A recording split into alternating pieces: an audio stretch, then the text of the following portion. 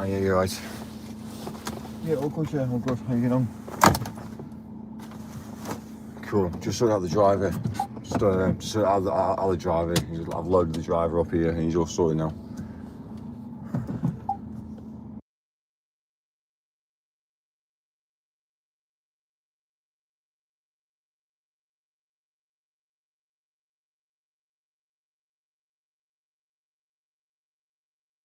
I was having a conversation. I just said to him, "You do know the way the office work?" And I said, "You know that we get charged £50 for every pallet that gets delivered." So he's just like, "Yeah, well, you know, unfortunately, it was one of those things that the driver used to turn up and drop 6 pallets off at one go, and used to not have to come back for a week. Now they've changed it whereby they think they're saving more money, but actually, to be fair with you, it's not really working out like that. And obviously, all their drivers are really pissed off as well. So it just shows, doesn't it, that you have somebody up a hierarchy who's looking at financials and looking at like logistical routes and things in the office, to then find out that actually, to be fair with you, they're pissing off all the drivers. So, well, they've increased per day, which is mega for the office and for the bigger picture for the office. But then they're like, for fuck's sake, you know, they're driving. Think about it. If they've got to go on the route driving across town, they're in more traffic driving across town than they are just doing a one pallet delivery. So they might as well turn up once a week and do 6 drops of pallets than they would do if they went down the route doing, you know. So yeah, obviously, so the guys here just, you know, it's just kind of like, oh, brilliant, okay. But imagine the fuel that they're wasting. Imagine the, you know, an extra vehicle on the road doing the same journeys, doing the same journeys every single day. He started at 4 o'clock this morning, he said, and finishes at 6 o'clock at night. So 14-hour days. So obviously they're limited on these as well. They're limited to the government at 56 miles an hour as well. I don't know. It's just broken. The way that we operate in the world today is fucked. We don't work together at all. We try to basically break every single system. Like, obviously for us financially, it's better to do it. It's like there is no difference really. Anyway.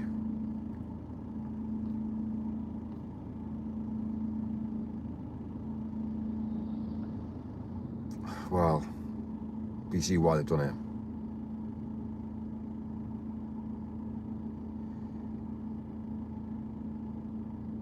So,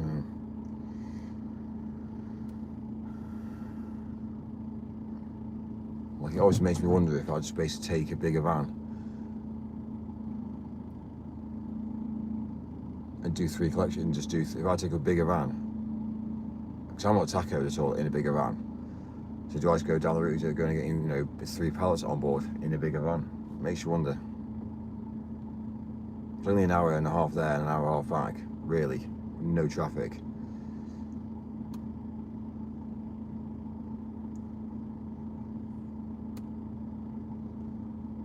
How many will that be then? Will it be 6? What?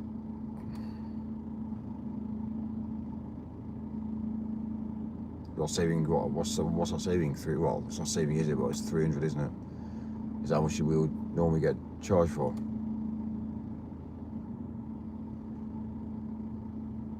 So it'll be 3 times a week.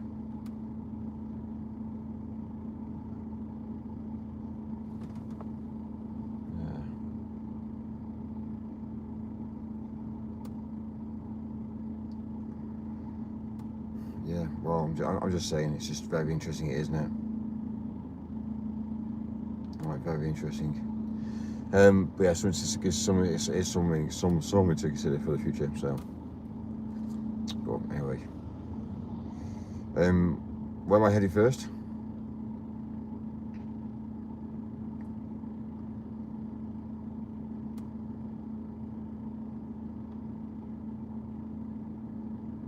Go to Northwich.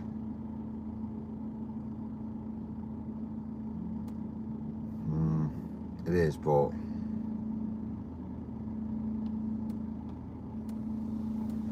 yeah, okay, fine.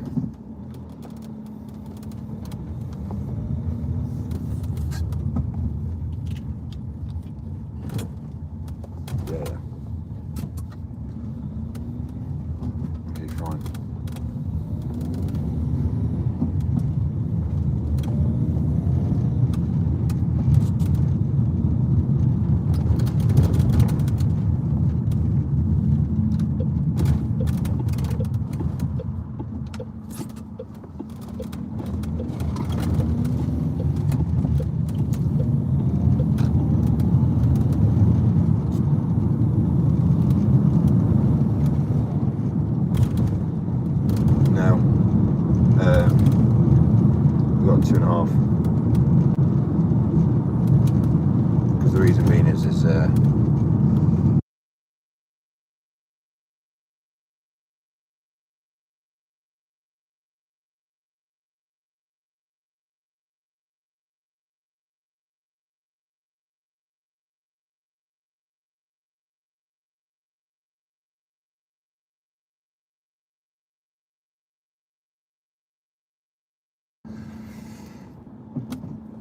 so yeah, it's kind of like if they can't achieve, they can't achieve.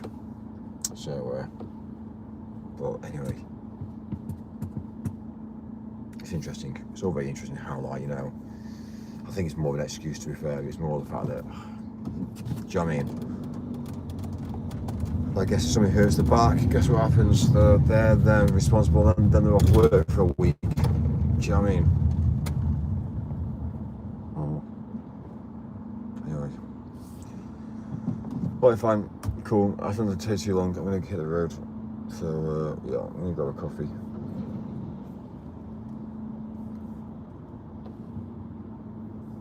Yeah, give me 21 minutes. Send me a message now and I'll do it in 21 minutes time. So, yeah. Alright, cheers, mate.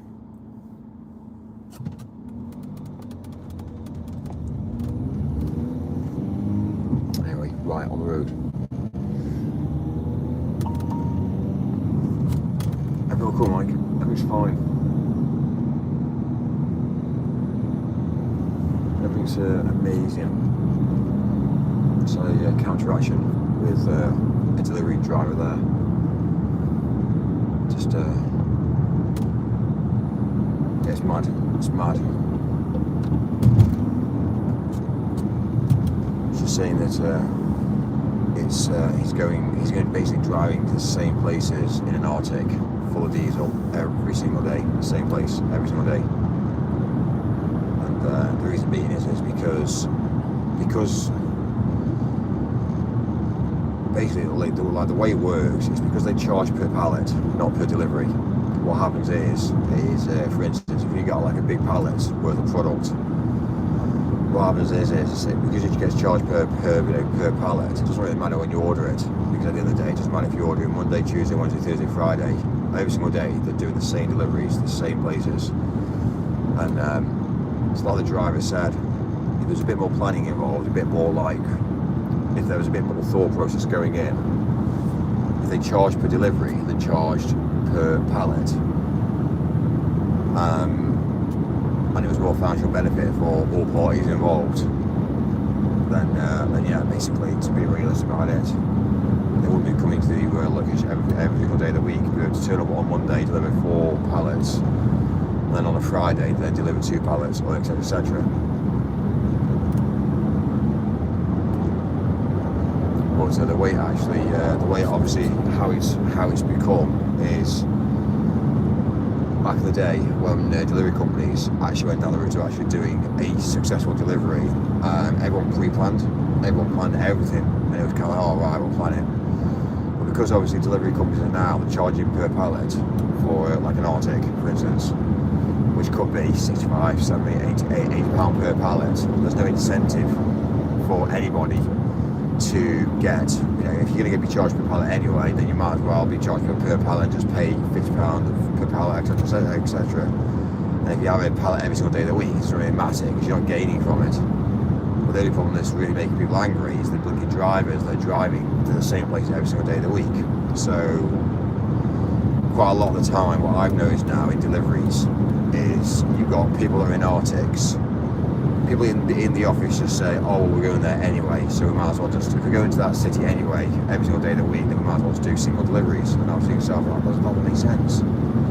So anyway, I had a phone call yesterday, just explaining the whole process and saying, because you charge per pallet, you know, everyone's just basically just thinking, great, I can get a pallet delivered on a Monday, a Tuesday, a Wednesday, Thursday, Friday, Saturday and Sunday. Now that's 7 days a week you're delivering 1 pallet for £50. Instead, what you could be doing is you could be not charging per pallet, but making it whereby you charge per delivery. You can then soften the blow and charge £75 for 2 pallets, then obviously that's what you charge per delivery. And then the drivers will be doing then less hours, less driving, and it would work better for everybody. But because we are always talking about financial money, we want more money, want more money, want more money. What people have now started to do is they said, oh, we charge per pallet, we can charge more money, we can bring in more money. What they're not looking at is the time scale that they've got with the staff and driving. So the more wear and tear that you've got with a vehicle, start stop. That's the issue with an Arctic. Like Arctics are designed for doing long journeys. That's originally what they're designed for. They're designed for jumping between. An Arctic's designed for jumping between city to city. It's like having an aeroplane. An aeroplane is designed to be in the air, not on the ground. So the minute you bring an aeroplane onto the ground and it's stood there waiting, the more time it's on the ground, the more it's costing. The more it's damaging the undercarriage. The more it's damaging, the wear and tear of the aircraft. You want it to be doing long haul flights all day, every day.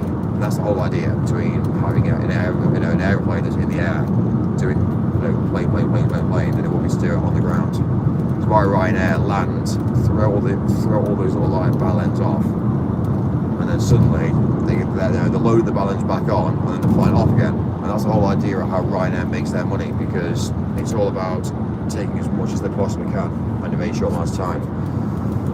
So if you've got an Arctic, for instance, that goes down the road driving to one location, which is going to be one location and dropping off 6 pallets all in one go, that's much more beneficial to do that than it would be to have, an Arctic going to 6 different locations, 6 days on a different week. The driver's still going to go home. The driver's still going to go down the road doing the long journeys anyway. Then you've got to go down the road doing all the deliveries within that city. So it's broken economy. So until you get people like in the office that actually go out on the road with the drivers and see fundamentally what the drivers are going through, it's mad. And that's really where I come in now, because I see all this damage and I see all of the unnecessary diesel being spent, the fuel money being spent. And I go then back to the office and say, right guys, this is fucked. We have really fucked this up. And then what you tend to find out is maybe someone to a politician, basically. A politician doesn't actually understand or see things how they actually are. What they do is they just see a understanding from a distance. So Keir Starmer doesn't understand the UK at all. He doesn't understand what's going on, physically what's going on in the realm. So what he'll do is he'll go down the route of putting, he'll obviously have people around him who say, I think we should do this, I think we should do this, I think we should do this. And it's not really backed by anything like official. So when things get signed over and things get done, we actually don't realise that actually it wasn't actually a good thing in the first place. When you look at obviously Tony Blair and things, when you look at obviously, again, do I have any respect for Tony Blair? Interestingly to say, maybe not. But you see what I'm saying? Boris Johnson, Boris, did I have much respect for Boris? And now we have Keir, and do I have any Keir? You know what I mean? And all of these politicians, they're not living the life like average everyday people. It's a problem. It's a problem to civilization. So when you've got some, when you've got some dickhead, in the office who then goes down the road saying, oh yeah, here's your route planner. You're going to drive out to do all the, drive here, do this. So now I have to think back and reflect and think, hang on, who the fuck are these people? Like, you know what I mean? These are people that have never driven these are people that have never done long haul drives. They don't even know how to drive an Arctic. They don't understand the stress levels that, and obviously the conversations that the drivers are having behind the scenes. They just think they're angry, the drivers are angry. And you think, so I'm like, right, well, why are they angry?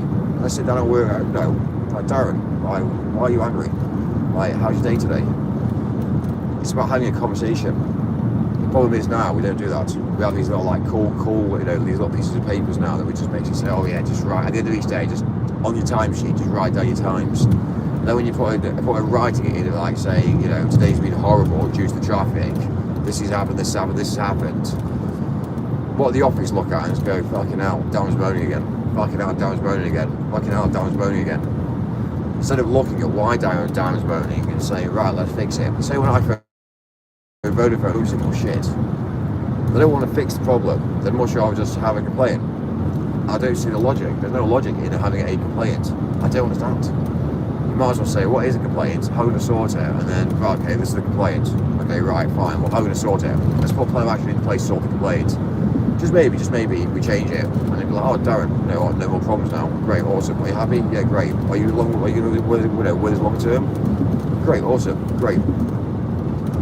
You know, when people get angry, when people get stressed, when people get annoyed, it's a knock-on effect to how they drive, to how they accept other people around them, and you know, it's mad really. We're now changing the mentality whereby we have agency staff now. Now agency staff get a good bollocking now, so it's all like, oh, it's all right, you know, we're not happy with this driver. Can we get a new driver? Everybody, we've gone into this sort of mentality where every single person is very, very quickly replaced. And not because people, again, if Darren moans too much, then they'll just basically say, yeah, we need a new driver. We can't have Darren on, you know, working for us. And that's the problem with agency staff. The same mentality if you've got something in hospitality. You know, it is a problem. You know, they are not complaining about the job. What they're doing is they're complaining about how things are done within the job and within the facility, you know, within the obviously the realm of their their service that they've been asked to do.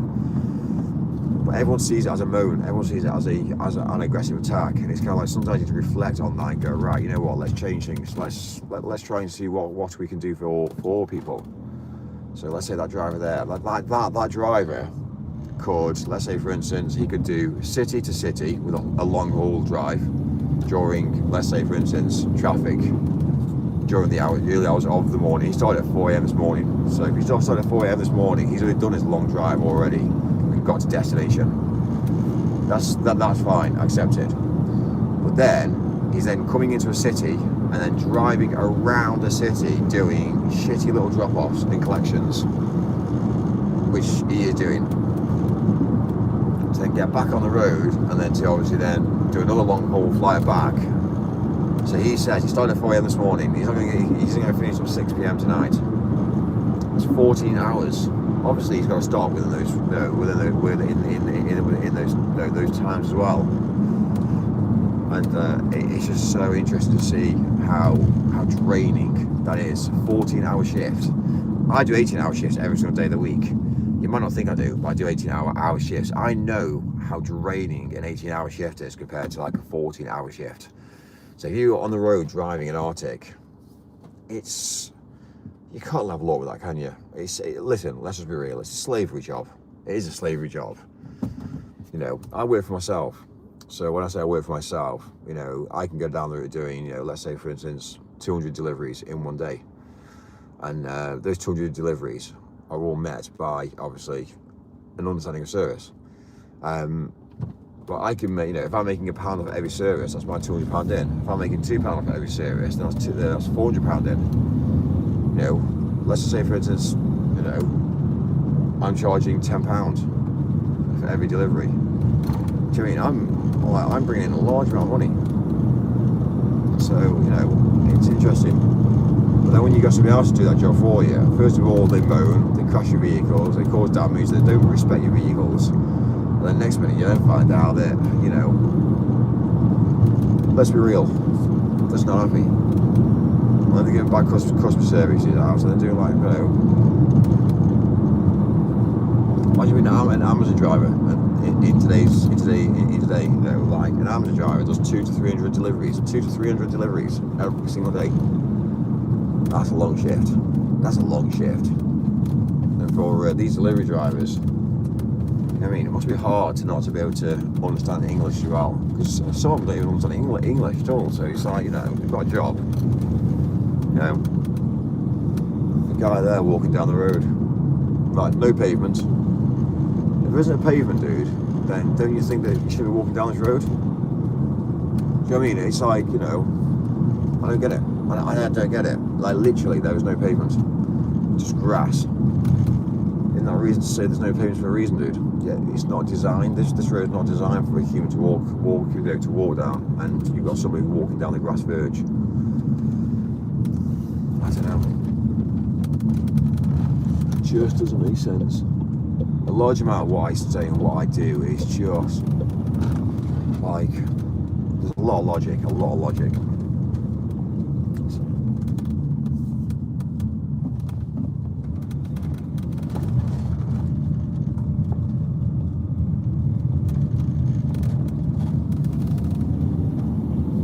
Starbucks here. I'm going to drive around Starbucks, drive through.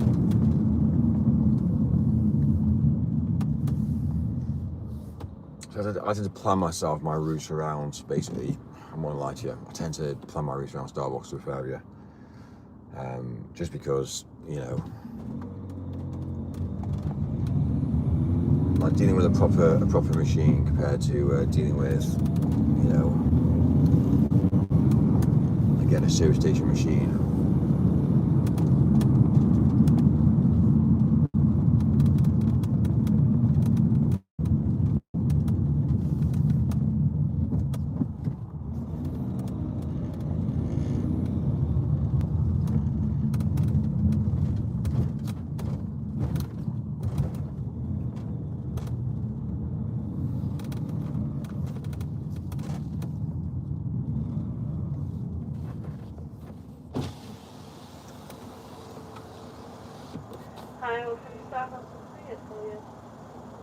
Amazing. Can I go for a savoury can I go for a croissant, please? A ham and cheese.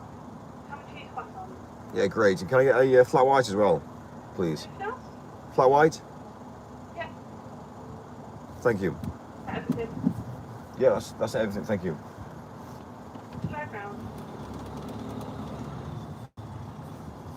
Like, this is a basic place. It's not normally open. It's not 24 hour basically.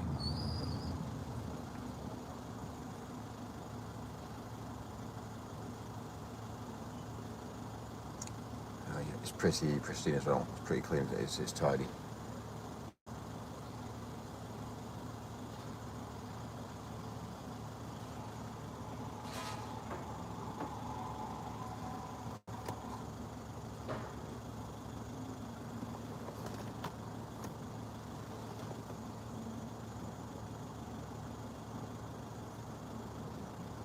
Trying to get coffees.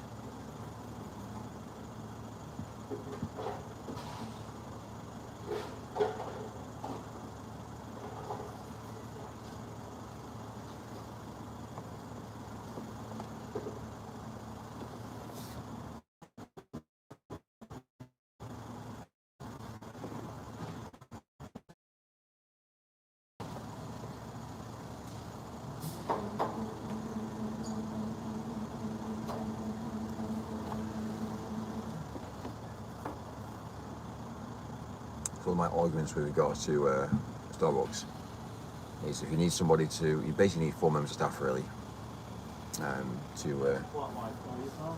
Thank you. Oh, sorry, not paid, have you? So sorry. Have you got the Starbucks out? I'm paid. No, I'm paid yet. No. £9.10 when you're ready, then, please.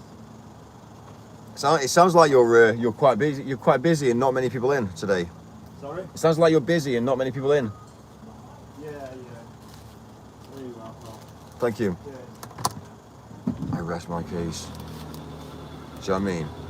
You get one guy who's making the sandwich, you got the same guy making the drink, you got one guy serving everybody else, and then he turns to me and says, "Oh, sir, you haven't paid yet." Correct, dude. You see how things go wrong when you're not dedicated? That's your job. That's your job. That's your job. When you start to get one person that does everything, it fucks up. Yeah, we've established this now. You turn to the UK government and you say, this is the reason why, you know, we can't have 16 members of staff operating and supplying a great customer service now because basically you're just taxed it too high. And something in the world has to give, like something has to give, right?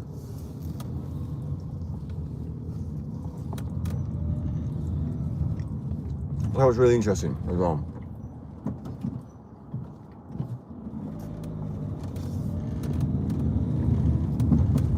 There's so many people now. You've got more in common with in 2026. Regardless to who people are, you've got more in common with the person who you're basically driving alongside on the roads than you ever have had. Because the reason is every single person in the world today is struggling. They're struggling on money. They're struggling on finances. They are stressed. You know what I mean? A lot of people haven't even got the mindset or the understanding to achieve. Because the reason being is this: if you go into the military, you go into the military and they train you, and they basically train you to fight. They train you to basically obey whatever we say you do, basically. And that's installed into you single day, really. They have to break you to make you they have to break you to actually make you push forward in the military. But the average everyday user, they just haven't got a clue, really. You know what I mean? They either come to this country, they've got family, they're working hard, or trying to make ends meet, and they're sending money back to their home country to try and keep their families alive. So, you know, and it's really, when you look at the bigger picture, it's kind of like, as much as you want to go down the route on a rampage to say, get out of the fucking country, fuck off, do you know what I mean? It's physically ain't gonna happen, it won't happen. But also as well at the same time is all they want to do is just get paid the maximum amount of money they can, just so they can support their families. Better life for them, the family, the bloodline. And when you actually look at civilization, in third world countries, you haven't got the medication out there. So, you know, it's the upsetting thing about it is if you come from a different country, you want the best for your DNA, for your bloodline. So in other countries, it's not like that. You can't be the best person you possibly can for your bloodline unless you disappear. So in a way, you think to yourself, yeah, but these people come over to this country and whatever. You know, it doesn't work like that. They're sold a lie from day one. Also, they just want to make sure that they can provide for their families back at home. And the only way they can do that is to, if they're based there, if they're based in their country, they can't ever achieve. That's how they see it. But they see other people leaving and sending money back and then achieving. So you see my logic now. Really, what we should be doing in the Western world is supporting third world nations and actually providing services to allow them to basically live a life, but actually not to basically change the way that we live. And basically every single person succeeds. We supply them, they get better understanding, we educate them, and then they become better and better and better. What they're doing is they're actually running from their home countries to come and have a better life here, which isn't a better life, but they think they are. But all they're doing is working. You see all these taxi drivers, and when you have a conversation with them, they're not in a really happy state. They're struggling. They've got bills coming out of their ears. They're not making that much money. Uber is like really charging a large amount of money.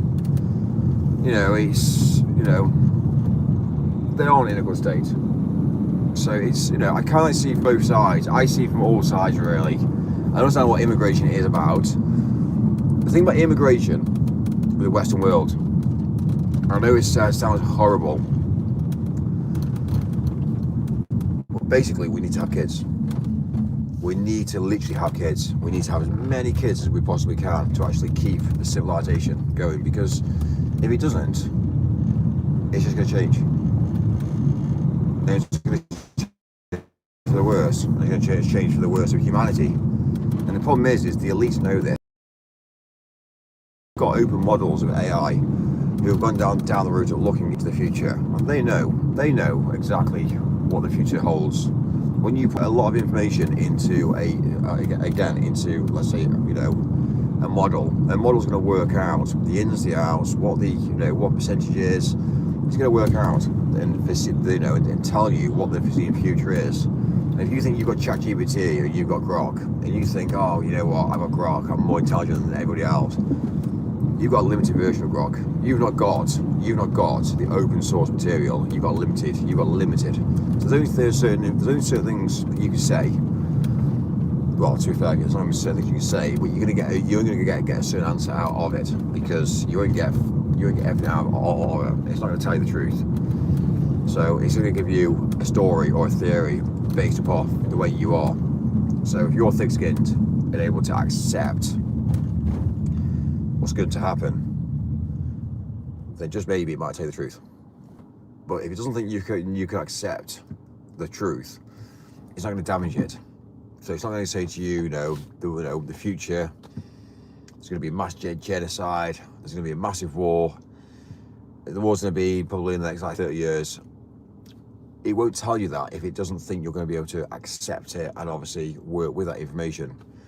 It's going to say, you know, feel optimistic about the future. You know, the war is going to be, you know, I doubt there will be a world war. It's going to change the narrative of what it wants you to hear. So you've got to look at that bigger picture. For me, I've gone down the route of paying, obviously, for AI services, and I'm dealing with models that are, when I say untapped, they're untapped.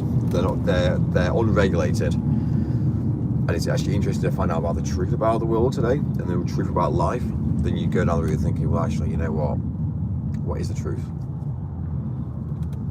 So it is interesting.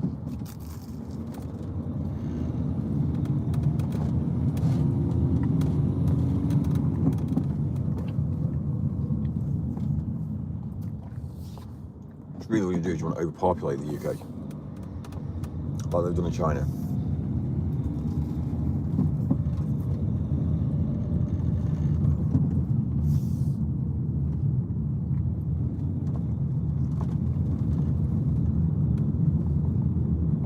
Imagine if you overpopulated the UK, less resources, but you know, we'll change the narrative straight away.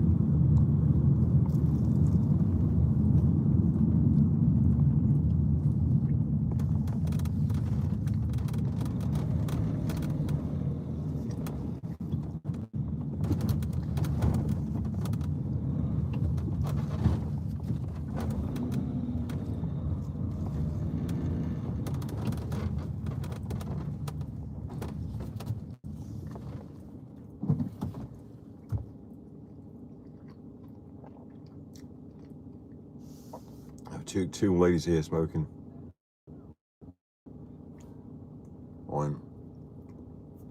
Two ladies smoking. One educated.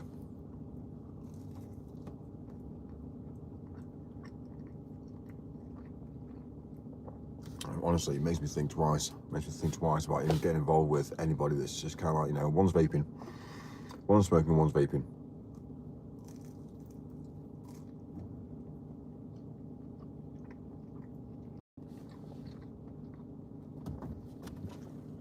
So,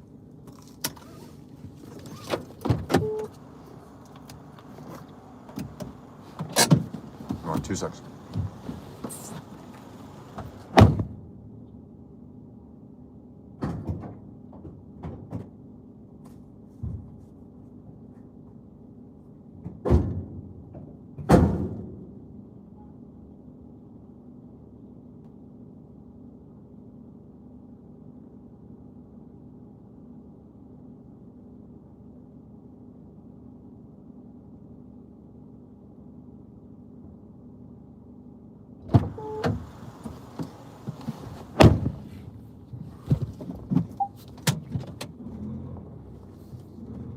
Like, imagine dating a woman that smokes and vapes. She can't even look after herself.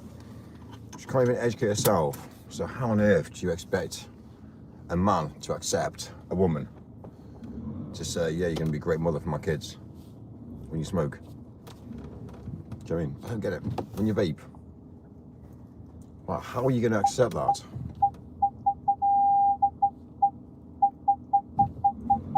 This is the problem that I've got with society and life now. It's just broken. You know what I mean? A woman that can't maintain herself. Do you know what I mean? It's the same mentality.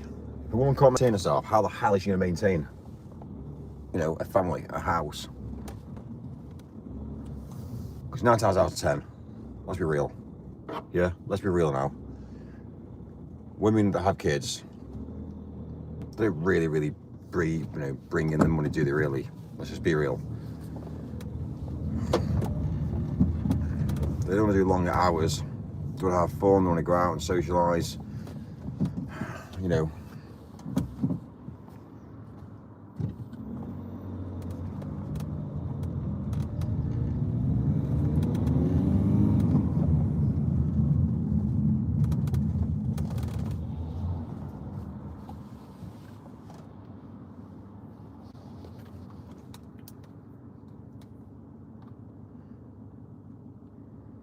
You know, women that have careers, they tend to be, they don't tend to have kids, do they?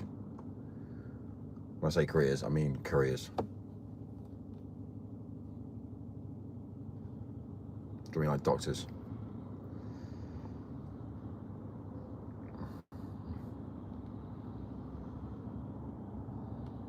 You can't like see why we import doctors.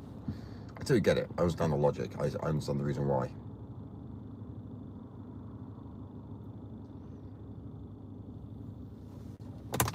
First of all, for the NHS, I'll tell you the reason why they import doctors. There is a very logical sense in why they import doctors. First of all, if you get a doctor that's not from the UK, for instance, they don't know the legalities behind, again, let's say the UK. Say for as well as is, it shows goodwill.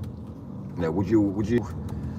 It shows goodwill on the basis of the mentality of whereby would you much rather have an immigrant or an asylum seeker who is uneducated, criminal, or would you much rather import asylum seekers that are actually, you're giving them an opportunity? So part of the bigger picture, remember, it's always about filtering money through systems in place, remember, because that's how it is. It's money of power. So would I, if I was Keir Starmer and I had to make a decision, and I was dealing with the scenarios that we got today, it's cheaper to take a doctor from a different country who is educated, which we haven't had to educate. So why would we want to go down the route of having a woman or a guy who's becoming a doctor in the UK? We have to pay for their, like, we have to pay for the, let's say for instance, we have to pay for their accommodation, them staying here. Let's be real. It's expensive. It's a debt. So straight away, if you import somebody that's obviously a doctor and nurse that's already educated, and you give them a position or a job, it's different. It works out cheaper. Also, as well as this, you'd assume, wouldn't you, that every single medical student would come out of university and be able to get a job straight away. They fall in, you'd assume, wouldn't you, that every single person that comes out of medical school gets a job within the NHS or the private healthcare in the UK within seconds. You'd assume. It's not like that. They come out of medical school and they're in the same process as every single person. They come out, they get educated. Yes, okay, fine. Now you've got a PhD. Great, fine, awesome. But then they have to apply for their own jobs. They have to apply for their own jobs, and they say, well, hang on, what do you mean I have to apply for a job? Is there not many jobs out here? The problem is that if there isn't a space for it, if there isn't a position for a space, then basically, let's just be real, they don't get a job. There's only so many doctors, there's only so many nurses. If there isn't a space, they can't get a job. So what they're actually now looking at doing, or have been doing, is because the government has to be seen to be diverse, they're now importing. First of all, it works out cheaper in the long run, and second of all, as well as people from a different country actually appreciate the jobs that they have here. The problem that we've got has been a nation of, obviously, again, a nation of let's say Brits. We go drinking, we go smoking. Think about it. You import a doctor or nurse from a different country, guess what? They don't. 9 times out of 10 they don't smoke. 9 times out of 10 they don't drink. So straight away you've got rid of that mentality. So Monday morning comes in, shift work, boom, you import it. Yeah, no stress. They're not going to turn in pissed, not going to turn in angry, not going to turn in like, and that's the reason why they import doctors and nurses. Also, as well as is, to put somebody through maternity costs money. So if you're white and British and you've got to be educated in the UK, you first of all got a debt to the UK of, again, let's just be real, medical, yeah, university debt. Second of all, as well as it's not only that, no one was out there, but if you actually meet a partner, which is a very high chance of you meeting a partner in the UK because obviously you're from this nation, then you're going to obviously take maternity. And let's just be real, you're going to cost the NHS, which is struggling as it is, more money. So let's be real. if you come from a different country, the likely chance of you meeting a partner is less. So it's broken. And this is the fundamentals. This is the fundamentals. If you come across me who's white and British to go down the road meeting a different nationality, to get us to be compatible is dead difficult, because first of all, you've got a language barrier. Second of all, as well as then you've got obviously cultural differences. You then got not only cultural differences, but you also got obviously a different upbringing, you've got a different mindset and mentality. So all that alone, to try and get us to then say, right, are you attracted? And then to have chemistry, and then to have a mutual connection and a mutual interaction. And then thinking about obviously then the conversation about, well, what happens if, are you looking to stay here in this country for the future, or are you looking to go back to your country? Are you going to take my kids with you? You see my difference now, you see my understanding. If you're white and British and you meet a white and British person, then the 9 times out of 10, you're going to take the fucking piss out of the system. So I totally understand it, I get it. And when you start breaking down societies, when you start breaking down sectors, and and obviously start looking at businesses and finances, and when you start breaking down the whole of civilization, you then start to realise why we do what we do. I totally get it, I understand. Also you find out that in the NHS you've got some doctors that are white, some doctors that aren't white. Now you've got some people that want to have a white doctor, some people that don't want to have a white doctor. Sometimes, you find out that, people have got more patience with certain nationalities. Now, for instance, for me, I'm not going to lie to you, I'll tell you the truth about nationalities. Nationalities is a problem in civilization as a human species. Always keep and protect our national heritage. And I'm African. I will always go down the route of, again, looking and hanging around and mixing around African people. That's who I. That's what happens. But then also as well as if I've got an African doctor, there's a much more of a higher chance that I want to have an African doctor. The same mentality is, in life in general. Women, for instance, females. There's certain treatments that women have, which again, joking aside, I get it. I understand it. But there's certain treatments that they wouldn't want a man to do. I get the logic in that. The same difference is they wouldn't want a white person to do a certain specific job. I get the logic in that. So for instance, like for me, and this is obviously this is again, let's just be real here. Yeah. A man to go and get tested for, let's say for instance, certain cancers. Basically, every man should go and have a test. Every single year they should go and have a test. And that just basically just checks over the body, makes sure that obviously the body's perfectly fine. It's it's operating. Now there's a certain lot of men, Pacific men, who won't have a guy go anywhere near him. I get the logic, I understand the logic, I understand the concept, I get that. But there's also a concept of it's a job that they're doing every single day.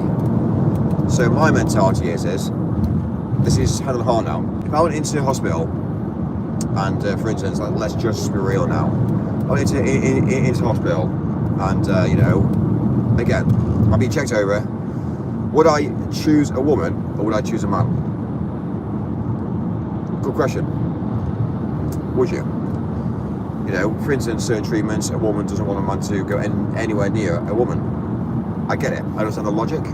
I get it. However, when you look at healthcare, when you look at obviously, for instance, humanity as a whole, we all need to work together. So, it's kind of like one of those things that, when you look at obviously people's mentality, you can't just go down the route having a doctor as a male and a doctor as a female. You need to have, not only the male and female, you need to have different nationalities. And unfortunately, we understand the logic, we understand the reason why. The same mentality is if you had, for instance like me, if I had a family and I had a daughter, would I be happy with my daughter going to a nursery that's run by only men? Would I be happy with that? Just a question. Imagine going and turning up at a nursery and obviously saying that obviously my daughter again, Melissa, Sandra, Sarah, just doesn't matter, regardless of name. When I want my daughter to go to a nursery that's run by men, two options you look at here. First of all, the men, you've got protection because you've obviously got the, you know, your child's going to be, you know, protected. But protected in what way? Or do you want to have would you prefer to have a mixed society? Would you rather have a nursery that's got males and females? Or would you much rather have a whole nursery that's literally just full of females? You see my point of view now? You see my point of view? It's not as easy, it's not as clean cut. And when you actually start to look at the logic in the sense of humanity as a whole, you think to yourself like, okay, now I get it. And now I see the understanding. It's scary, it's worrying. So when you look at obviously the whole flip side of this, you think to yourself, you know, nationalities going into the army. You know, imagine for instance, let's say the British Army goes to war with, let's say for instance, France. And we've got a lot of French people part of the army. They're from France. They live in France. They've got families in France. How will they operate? Will they operate to a standard whereby they go, well, actually, it's my job, and I've been told to do this? And will they go, or will they treat France very differently? You see my point of view now? It's not a clean cut. It's very, very complex. So sometimes when you look at things on social media and you start to look at life, you think to yourself like, well, actually, you know what?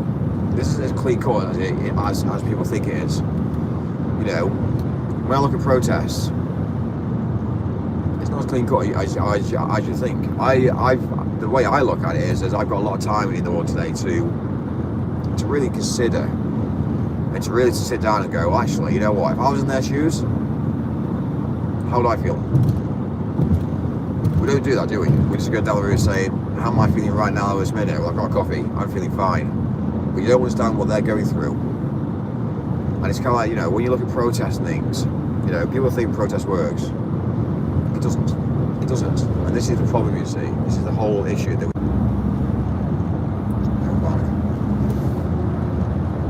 I'm not going to say about protests and things. Protests are one of those things that people think the protests work. Well, the problem is all it does is it just creates more animosity. Do you know what I mean? Nobody wants to see, and I know it sounds really harsh, but nobody in the UK wants to see another country's flag. Let's be real. Do you know what I mean? It's like, you know, it's like me going over to a different country and flying the England flag. It's just not going to work. It's broken society. Now, there's clever ways to protest. Unfortunately, what we have today is we have thick people sharing narratives who they don't understand. So, you know, my mentality is if you're talking about death and people dying in a different country, then my mentality would be to do a silent protest. A silent protest. People will look at that. If you are all wearing suits, as people like you would do in a funeral, and you will very slowly down a public place in silence, that is showing first of all respect for the loss, but also it's an impact. You're making a massive impact. Now my mentality would be that's probably the way that I would do the protest. By going down the route of flying flags, by going down the route of, you know, again, arguing, shouting, screaming, causing chaos, you're not going to resolve anything. Like, it's just facts, it's figures, you know what I mean? It's just kind of like, you need to do something different. And I know obviously we have these radical, you know, these radical parties as well in the world today who believe that, you know, they're doing they believe that they're doing good things. There's a lot of people in the UK that are waking up. Not only the way in the UK but across the Western world, and they are awake. They aren't stupid. They are very, very intellectual. I've seen a movement that's actually been going around. I've never seen it before. It's a silent movement. But one thing I will say is when you see all the like-minded people that understand. When I say understand, I mean not people that go out and start fights. People that are not going down the route of going out there and causing mayhem, but you know for a while, even for me now, I know for a while that if I go to a pub, I know the people in that pub who are going to be awake. I can see it in their eyes. I can see the way they walk, their mannerisms, the way they speak. They're not stupid people. So there is a movement, and I'm not sure about the Western world particularly, but there's definitely intentions in place in the UK, and it's interesting. And I'm starting to see it as well now with the I'm starting to see it now with the police as well. Like I'm obviously talked about it. Well, I talk about the police in a very negative way, to be fair, yeah, a lot of the time, because they are showing a large amount of negativity, and their powers, I do believe their powers are sometimes not justified. But having said that, without any sort of policing, I dread to think what the world would be like. So you've got to be realist, like you've got to be a realist with it all as well. You know, I've seen a big change with regards to how I'm being dealt with. You know, when I was younger, I'd always had issues with the police. I was a young male driving. What they didn't realise was they didn't understand who I was. And they didn't really understand why I do so much driving. And all they saw me was driving around late at night. You know, I can kind of see it. You know what I mean? When I'm driving, you know, 5 Series BMW as a young lad, driving at speed across motorways, 80 miles an hour, 90 miles an hour, just getting from A to B, C to D, E to F. I kind of see it. And imagine being pulled over. Sorry, sir, what speed were you going? You have no problem at all your details taken. Now you're black marked. You're black marked for the future. So every single time now that you get pulled over, guess what happens? You're black marked. Your car gets black marked. So, you know, you can imagine, can't you? You know what I mean? You're driving down the road, unmarked police car comes along, it scans your number plate, next minute it's got black mark against your name, you're going to get blue lights. End of story, it's facts, you can't change it. Please don't say that this isn't the case, but I'm telling you, it is, because I've now changed the way I position myself. I drive higher vehicles now. I don't drive in my own vehicles in my own name. If I did, it would change again. I get stopped. So I now drive higher vehicles. Now the good thing is about a higher vehicle is when a hire company owns a higher vehicle, they don't know who's behind the wheel. So depending on the hire company, depending on how you get away with things.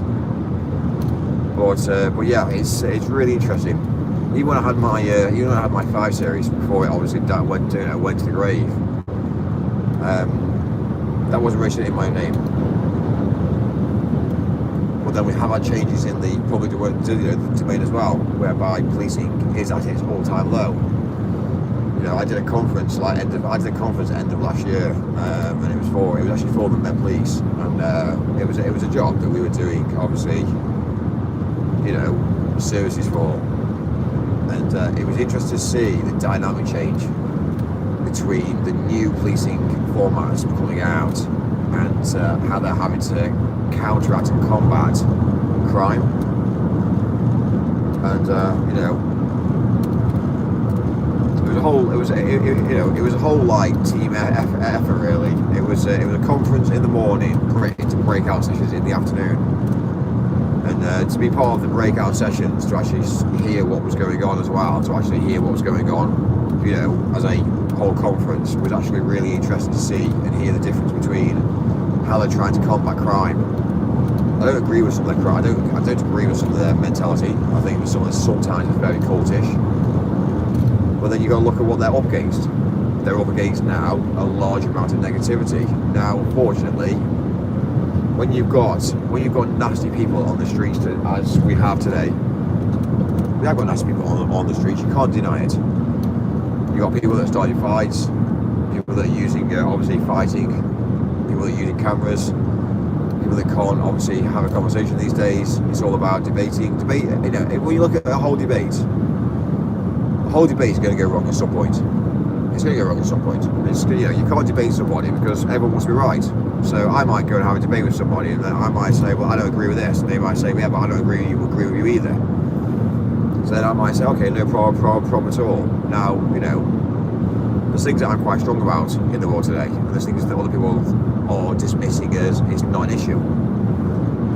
And you know, there is this whole mentality at the moment, this whole narrative, this you know, this basically come out. Well, I won't say it's not come out of nowhere. We've always known about it.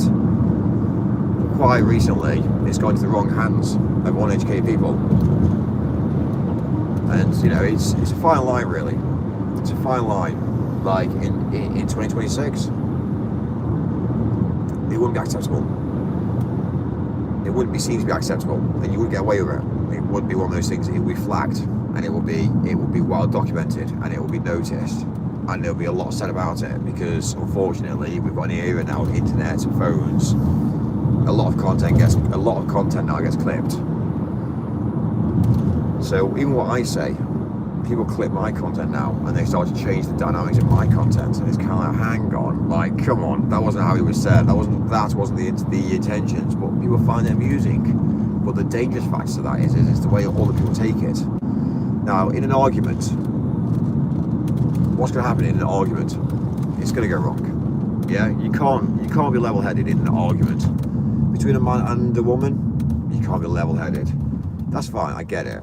You know, between a woman and a woman, you know, I'd like to think that if there was an argument between a man and a woman, I'd like to think the man would obviously take control of the conversation. I'd like to think this and say, you know what, okay, no problem at all.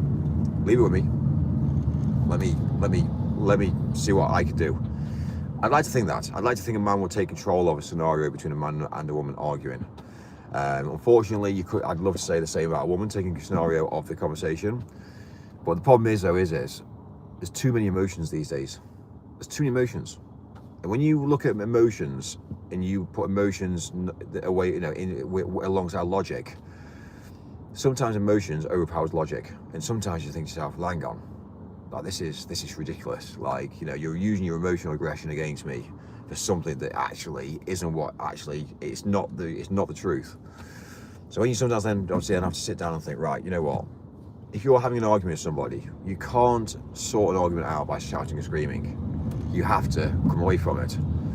So, you know, it's kind of like several times, you know, you've seen me on the phone, you know what I mean? At the end of the day, if I'm an owner of a business and somebody is deliberately going off what I'm asking them to do and it goes wrong, I then say, it's gone wrong because of this. You know what I mean? Of course they're going to say, oh, you're blaming me again. Of course. Well, yeah, I am blaming you again, yeah, because if you'd done your job in the first place I'm paying you to do, then it wouldn't go wrong. That's besides the point. The problem is, if you're dealing with a man to a woman will always take it as a sexist remark. It's factual. You can't not say it doesn't. The problem is, unfortunately, it's where respect comes in. And you know for a while when a woman doesn't respect a man, because it shows. And I see it on a daily basis. With a large amount of scenarios. And I also see the understanding that there is also the opposite, whereby, you know, women feel that men are being unfair to women. You know, what I'm now saying is that I don't believe that there's certain jobs that women should do. They're not unequal. So straight away, you know, what do you do with this? You know, when I say they're not unequal, they're not unequal. They're not unequal in jobs today. It doesn't work like that. It's broken. Society's broken. But the problem we've had is we've allowed and made women think that they are unequal, and they're trying to level up to be unequal. But they're not equal. They never will be equal. A man's got a different job role to a woman. It always has been. The mindset's different as well. A woman's mindset is nowhere near as a man thinks. It's nowhere near. Like, and I have conversations about this on a daily basis. And it's really, really interesting to see the difference. And obviously you've got to come across, everything's a spectrum as well, remember as well. So, like, you know, when you look at obviously emotions is a spectrum. You know, you've got some people that have big emotions. You've got some people that haven't got emotions. You've got pain. People that have pain, it's a spectrum. You know, it's how they can tolerate pain. Do they tolerate pain? You know, is it physical pain? Is it mental pain? Is it stress related? Again, with stress is also a level of understanding as well. It's a spectrum. Narcissism is a spectrum. You know, there's some people that are very narcissistic and some people that aren't.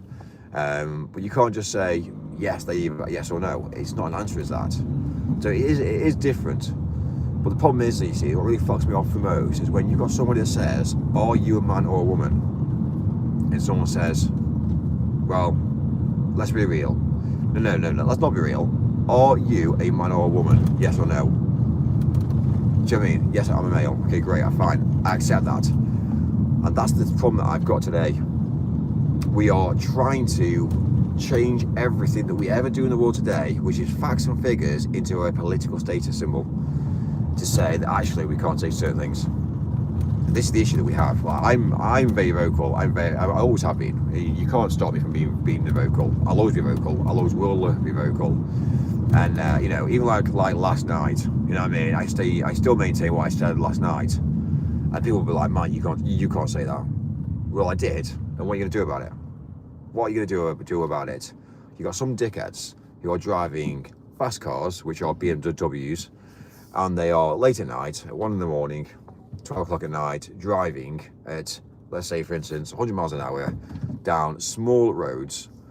Now, there's a difference between driving 100 miles an hour on the motorway than driving 100 miles an hour on a little road in public around other people. There's a difference. And I know people will say, but Mike, no, there is definitely a big difference. Now, I don't condone obviously breaking the law in the UK. I do it. Everybody else does it. It's one of those things, unfortunately. You know, if I'm driving down the motorway 3 in the morning and I'm heading towards my destination and the roads are clear, there's nobody else on the road, yes, I'm going to put my foot down. Yes, I'm probably going to drive at 80, 90 miles an hour. But there is a limit. There's a limit. We have these speed limits in the UK that are 70 miles an hour. And to be fair with you, I must admit, I don't agree with the highway code at times, because I don't think a motorway should be limited at a speed. But I understand why it's limited. I understand the logic. I understand the reason why. And the reason being is because human beings are thick. We are thick. As a species, we are very thick. We're not very intelligent. And when you actually look at computers compared to human beings, you tend to look at the logic in basically the fact that we will get wiped out by computers. It's just inherent that robots will take over. So that alone basically changes the narrative on, for instance, it changes the narrative on human beings.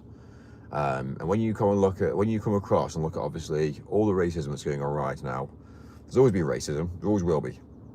The minute you go down the route, it's very similar to the whole concept is what would you do? What would you do if the UK was invaded by aliens?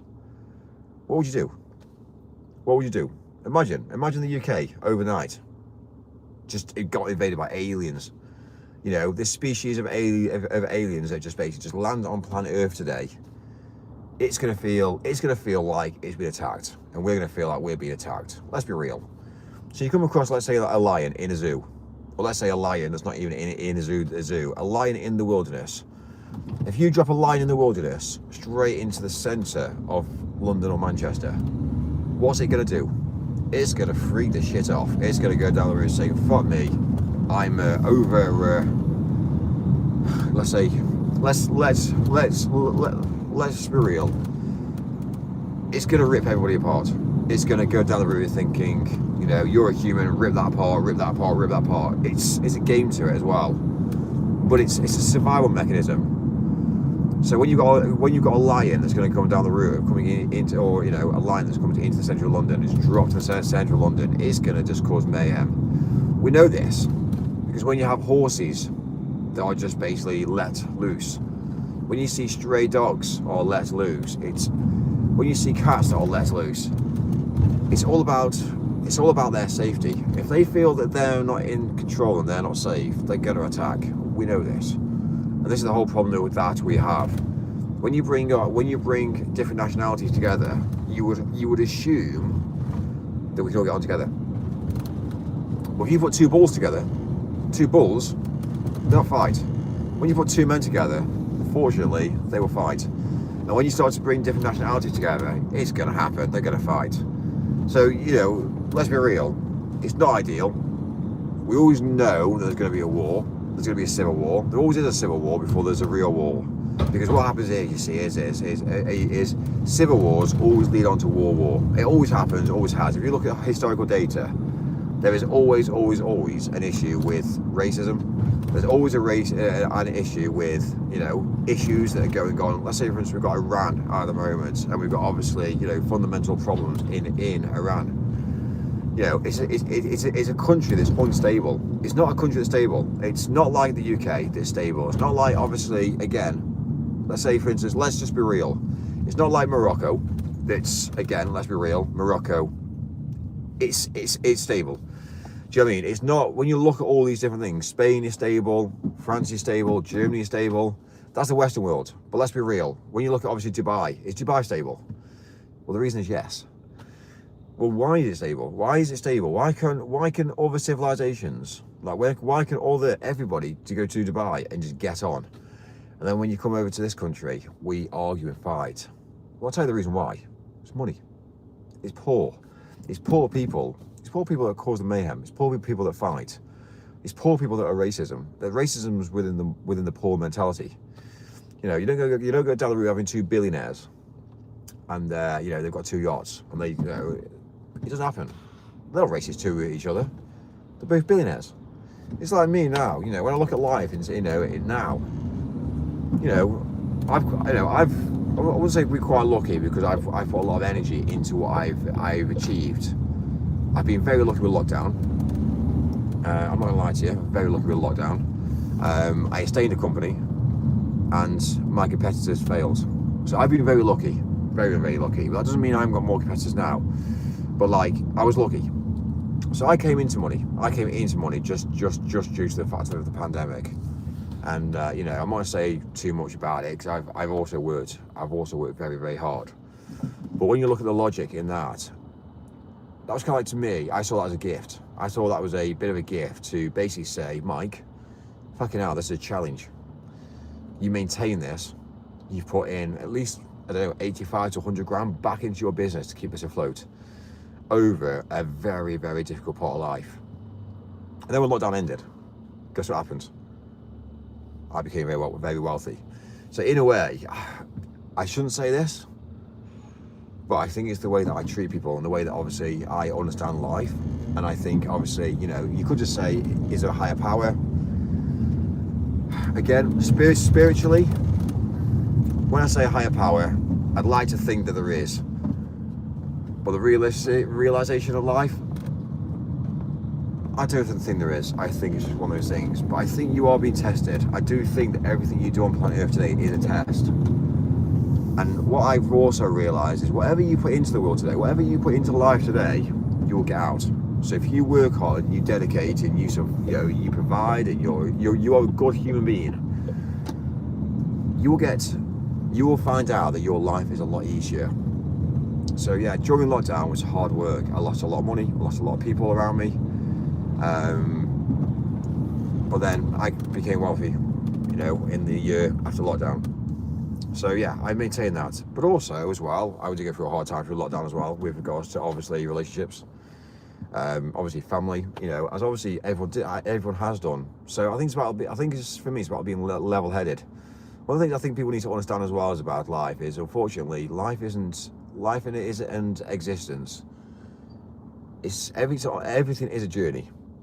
Every connection you make, every interaction you have, every intimacy you have, like everything that happens in today's society, it does change you for the better. It does change you for the better. And I think obviously, just in case you have a bad experience, you know, I've had people that have done me over with the business, and you know, it's hard to say this, and I shouldn't say this, but the people that done me over in business are certain nationalities. And the problem is, it's hard to think that. Because when you actually look at, obviously, their religion, and you think, so, fucking hell, you are religious as well, but you're happy to go down the route of doing another man over. I think yourself, like, you know what, it's corruption, it's bad, you know. But then when you look at their religion as well, it's interesting to see how they operate. They do look after their own. They will go down the route of conducting business under their own rights. They will go down the route of dealing with their own people. They will obviously sacrifice other people over them. And you know, unfortunately, it is a very, very, very cultish mentality. And even when I talk about religion, it's a very, very touchy subject about religion, is because, again, when you actually dive into the Bible and you dive into, for instance, Christianity, if you look at when Christianity came out, and look at obviously when Christianity was around, and look at all the nations, that built, look at all of the the empires that built, and then you look at obviously the logic in life. To be fair with you, Christianity, and when I say religion in general wise, it was, I do kind of see it as a weapon, really, against women, because at the end of the day, it was basically to weaponize a woman's body into having kids. So when you actually look at the logic behind the historical data to life, Christians basically had kids because they felt protected. They felt it was, let's be real, it was God's gift to have a child, to obviously accelerate. So that's how it was, and that's why the Western world built. That's how it is. And I'd like to think people like Islam have taken on the same approach. But there's a different mentality. And that's the thing, you see. And it's a different mentality. The issue is I see different, I look at everything in the world today in a logical format. I put one and two things together. Just because the Western world built in Christianity and they became powerful and they built societies, now look what's happening. We're now realizing I said the Western world did that, but now the Eastern world are trying to achieve that. So whatever we do in the West, they copy and clone, which is fine, and I get it. I get the whole logic. But realistically, what we should be doing is talking about the truth. We should be talking about the truth. We should be going down the road talking about religion. We should be talking about religion in its mass. And we need to educate people on what religion is and how we should offer religion and how we should work with alongside religion. I think if we didn't have religion and religion wasn't there, I think we'd have big issues. Because I don't think people would have kids. I also don't think, as well as is, not only wouldn't we have kids, but I also don't think we'd have the level of understanding. What if you look at the life, what's the purpose of life? So the purpose of life is literally to basically build humanity, to build the species, it's in our blood, it's in our mindset. Men are programmed to impregnate, women are programmed to basically work with a loving partner. And I understand the concept of pornography, I understand the concept to obviously being submissive. I understand the concept of all that. I understand the turn-on factor behind being submissive. I understand why a woman wants to feel submissive. I get that. But at some point in life, you've got to understand that we've taken things too far. Pornography was basic pornography back in the day. It was the sun. It was a naked woman on an image. She was showing her breasts. All right, fine. Okay, fine. It just happened to be one of those things. But then now you start to look at online content and it's fucking gone wrong. It has gone fucking wrong. It's traumatization.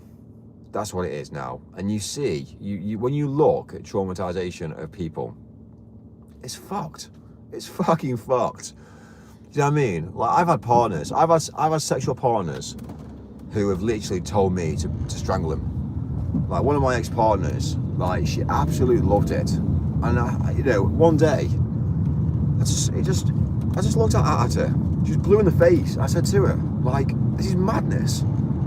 I said to her, I was like, what's going on? This is madness. Why, and then it's kind of like turning to me and saying, well, actually, Mike, you know what? I really like her. What? So what? Practically whereby you're unconscious. It's just gone fucking wrong. So it's like, well, what do you do? Do you know what I mean? You've got a partner who you've got to know, you've been out for dinner, you've had drinks with her, you know what I mean? You've associated with her for quite some time now. Obviously, at a certain point, it's naturally for a man and a woman to obviously engage in sexual activities. But at what point does it go from this loving companionship relationship to whereby it's just gone too far. And I just go down the route sometimes and think to myself, like, fuck me. Then you look at pornography, and you look at obviously the younger boys, the younger lads in the world today, you know what I mean? And they're like, 18, 19. They don't understand the world. When you look at obviously a 16 or 17-year-old, they haven't got a clue about the world. The next minute they see porn, and they just think that's it. They just look at pornography and think, great. Basically, find a woman, get a belt, whip her, choke her out, and then you realise very quickly that a large amount of women are getting so many bad experiences of men because younger men don't understand. And it's kind of like, right, okay.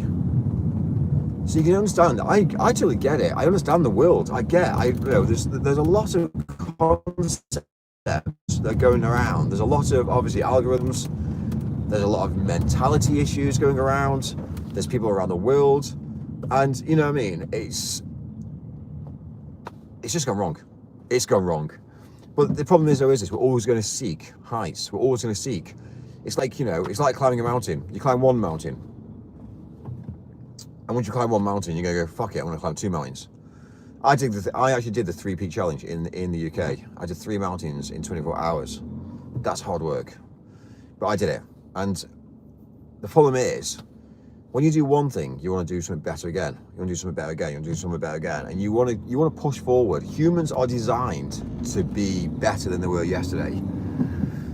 That's how it is. But the problem is that's where you come across people that are weak and people that are not weak. And I see on a big scale now. I see men who smoke, they vape.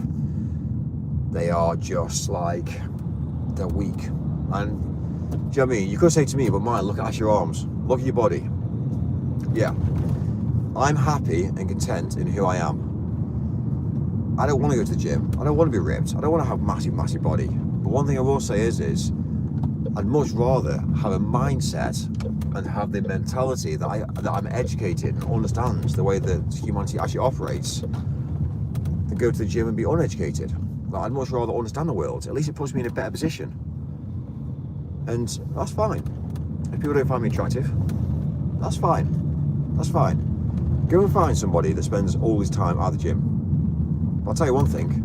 If he spends all his time at the gym, he's not educating himself on other things because he's spending all the time at his gym. And that's the issue, you see. You've got men that have got bodies that are sometimes, a lot of the time actually, to be fair with you, that are just so out of life that they don't get it. They've got a manual job, they go and do 6 or 7 hour, 10-hour shifts, doing 5 or 6 days a week, and then they go to the gym after.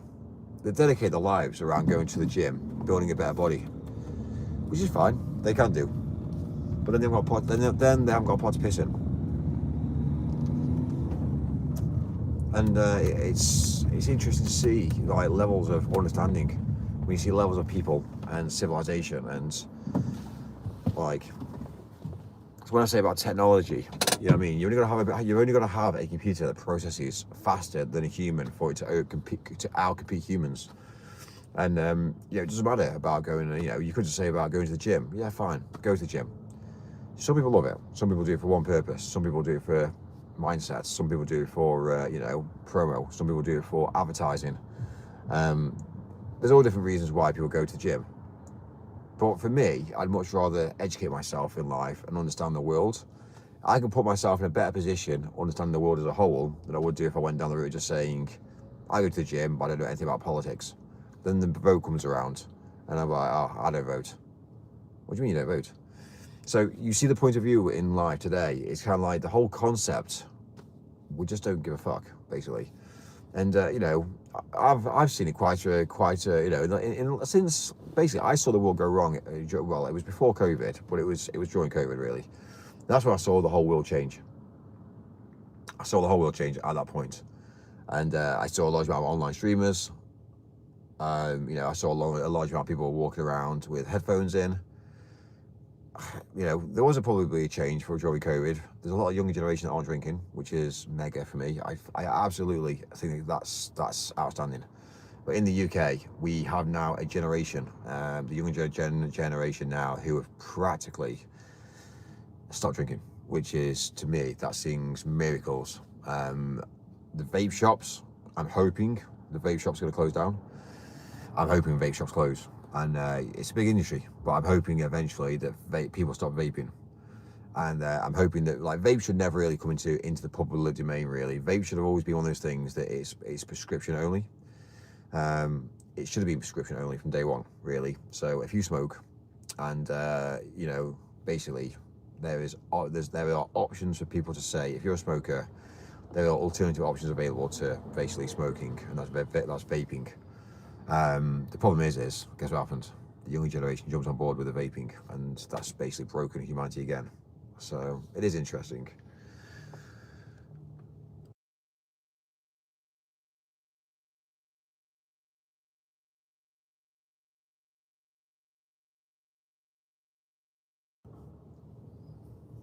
Yeah, I am and I'm not. But yeah, I'm just obviously, I've just got a few little missions to do today.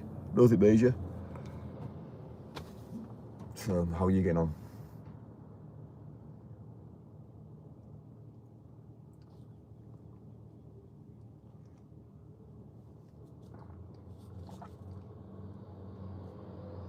Amazing. Amazing. That's been a busy morning then. Oh, really? I haven't even noticed 2 5 yet. I mean, so, fine. That's cool. That's cool. Just need to be careful. You just need to be careful of your location being shown, you know. So just be very careful of that, because say if you start to live stream, yeah, just be a bit careful.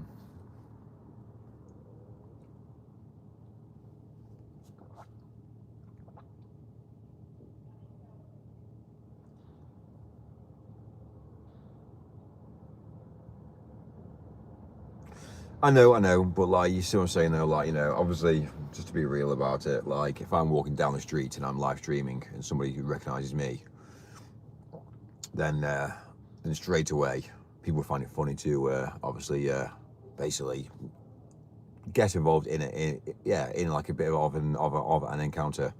So I might be walking down the street and I might just get punched in the back of the face, you know, and it's kind of like, you know, one of those things is, no, but you see my logic. For somebody to go down the route, for somebody to find that hilarious, it will be seen, it'll be on camera, you know what I mean? So yeah, it's got to be very careful live streaming now in public, like, and obviously just be a bit mindful, like, but yeah, obviously.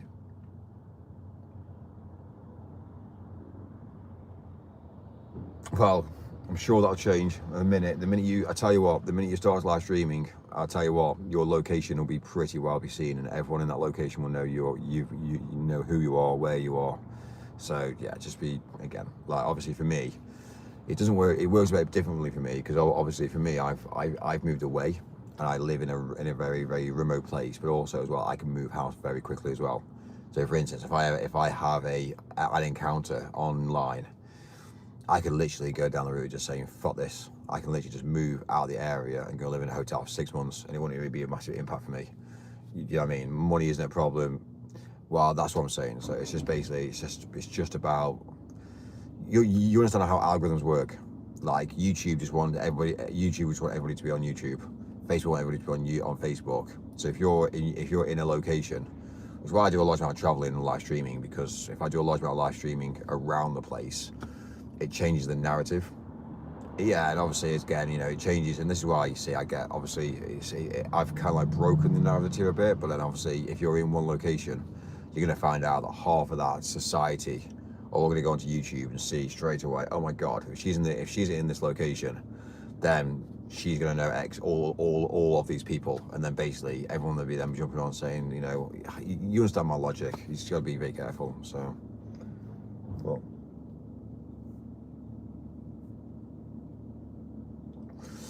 I don't know. It's not about offending.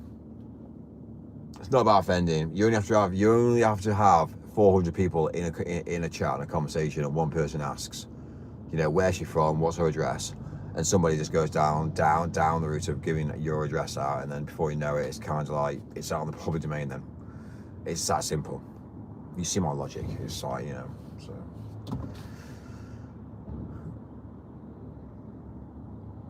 listen, it's a horrible world out there.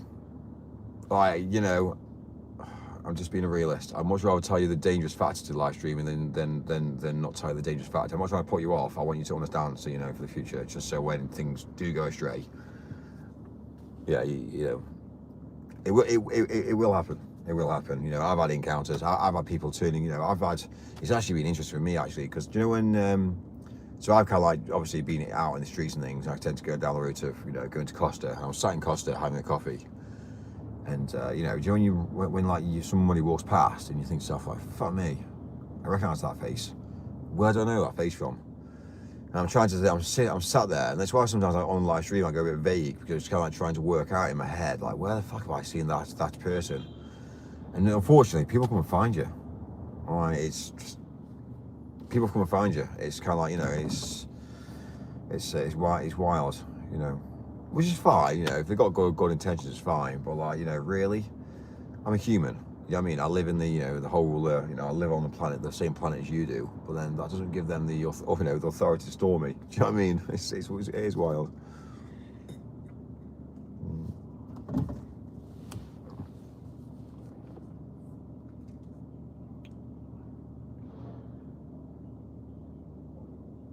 Well, actually, to be fair with you, I'm not gonna lie to you, the TTS I think was a fucking problem, to be fair with you. Like when I look at the logic, when I've been looking at these like graphs now over these last few live streams, it's just changed the dynamics. Like I'm getting more interactions and more views than I was, like more, I don't know if it's the algorithm. I think when people just spamming the living shit out of chats, I think it's just basically, it's not classed. No, but I also think as well as is that I also have started to understand that it's, I think it's also about I think it's about the context of what they're doing as well. Yeah, oh yeah, I think the comments, I think what people are saying on the comments on a mass scale in a fast pace, I don't even think the interactions account for, because when someone goes down the route commenting, I don't think when the same person comments within a certain amount of space, it doesn't actually, the algorithm doesn't actually work out as it doesn't class it as a new interaction. But if you're doing, let's say for instance, you're like Red Bull, for instance, and you go live for an event, and you've got fucking 3.5 million people around the world all coming in and all commenting, it's different. You see what I'm saying? When you've got the same people in the chat continuously talking about the same bullshit, going on and on, it doesn't add value to the channel. It just basically removes people from the society of life. You know what I mean? It removes people. If you look at my numbers now compared to, you know, if you look at my numbers now, a large amount of my numbers have changed overnight just by doing these small live streams, looking at this small light, going live, doing what I'm doing, killing it, and then realizing that I come back on, do another live stream, killing it.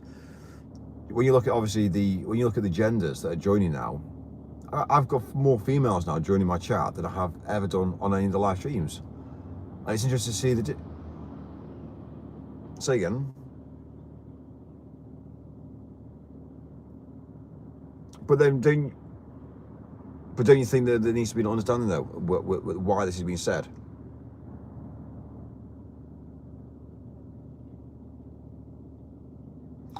It's not about that. It's not about that. I don't. It's not that at all. What I think you need to understand though is that there is a misconception of what I'm actually saying. You know, it's all right saying that I'm female and you're attacking females. Of course, you will say that because you are female. But like, you know, when you look at the whole of life, it's the truth. Like, you know, are you saying that I'm saying? Are you telling me? Are you saying that what I say is a complete utter lie?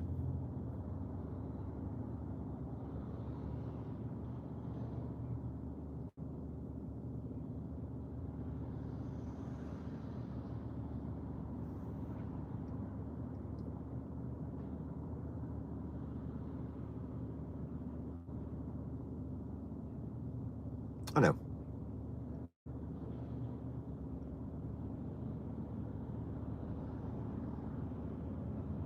No, but then you, okay, fine. Well, hear me out then with that comment then. Okay, fine. So look out to myself then. So somebody like myself, who's out on the road, who dedicates my life to bring in sheer amounts of cash, compared to other men who go down the route of being average and normal.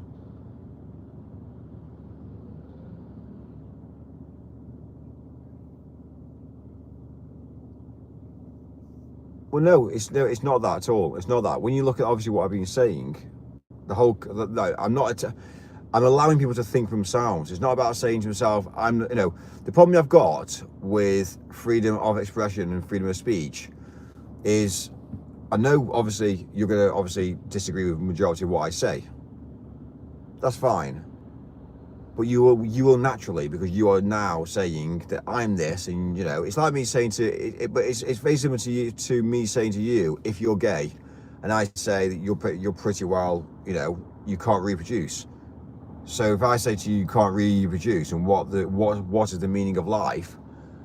The meaning of life is to have kids and to reproduce, and then you've broken that society. You've broken that. So you being gay is broken. But if you are gay, then you'll be like, oh fucking hell, he's fucking attacking me. You will naturally have that mentality. Human beings will naturally all be on the attack.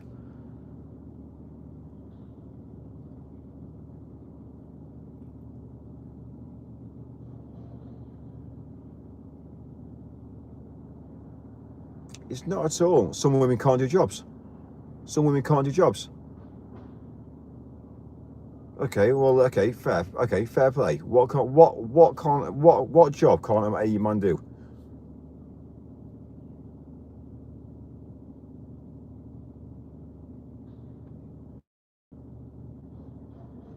So, okay then. So just having, okay.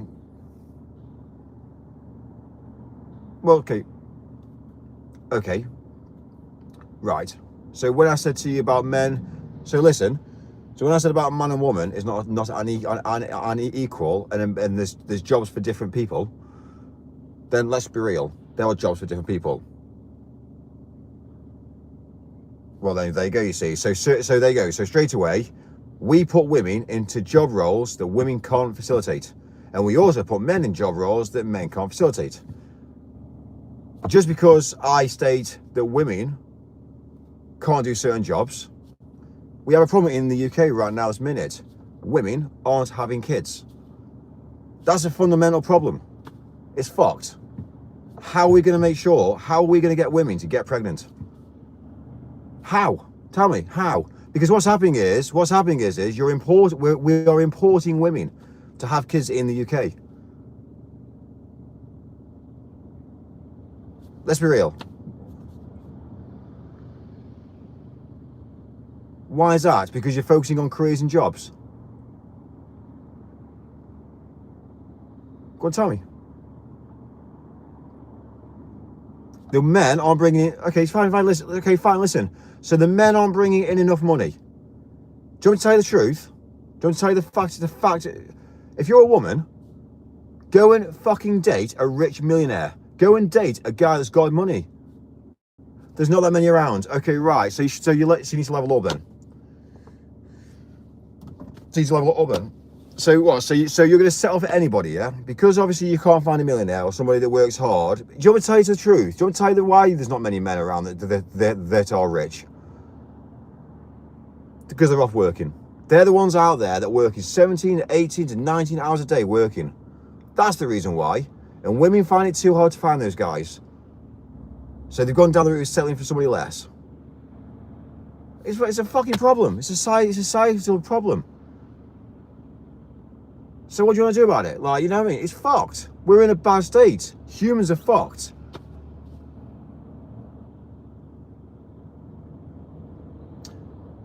I'm not blaming every part of that on women, but we shouldn't be allowing women to do certain jobs, and we shouldn't be going down the route giving men certain jobs. You know, imagine having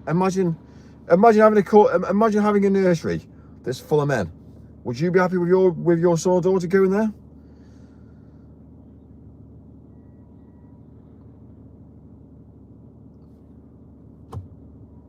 Okay, let's change the narrative.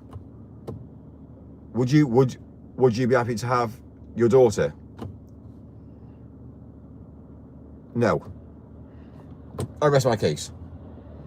So why are we telling people? So why in the public domain now are we telling every single person that a man and a woman can do anything? We can't. It's physically impossible. It's wrong. And when you go down the route of changing, when you then go down the route,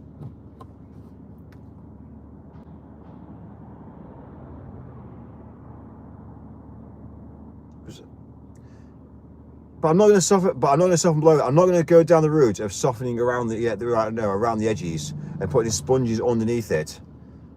I was to say facts and figures, and if you don't like it, what are you going to do about it? Are you going to argue with me or what? What are you going to debate me? Okay, fine. Well, we've had a disagreement, and I totally agree with you. I totally agree, and this is how it should be. But then you don't wake up people, do you? You don't wake up people if you go down the route of being nice and nicey. You know, it's like put a bit of Ray-Bans. It's basically like going to buying a set of £200 Ray-Bans, wearing them 24 hours a day, 7 days a week, and go, great, the world's a gorgeous place. Because to be fair, your Ray-Bans make the world a better place.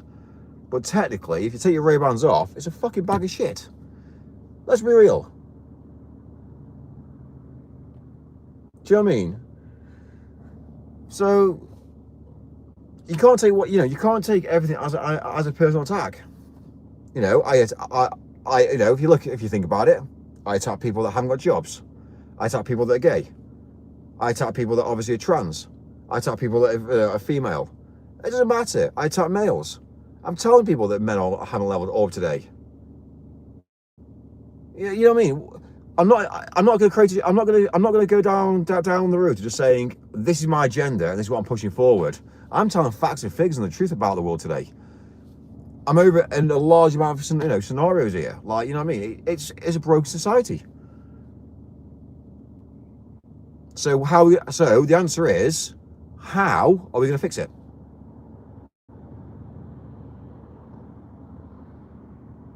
Well, my recommendation would be for women to level up against men to level up against women. Unfortunately, people would then obviously have to level up. If they didn't, they'd eventually just die out, which unfortunately the weak will always die out anyway. And that's the only way that things will have to happen. We need to come together as a species. We need to look at the bigger picture. There should be no mentality of arguing. There should be no racism. There should be no arguing. There should be no fucking religion trying to take over or planning to take over. We understand the whole concept. What do? Do you keep everyone divided?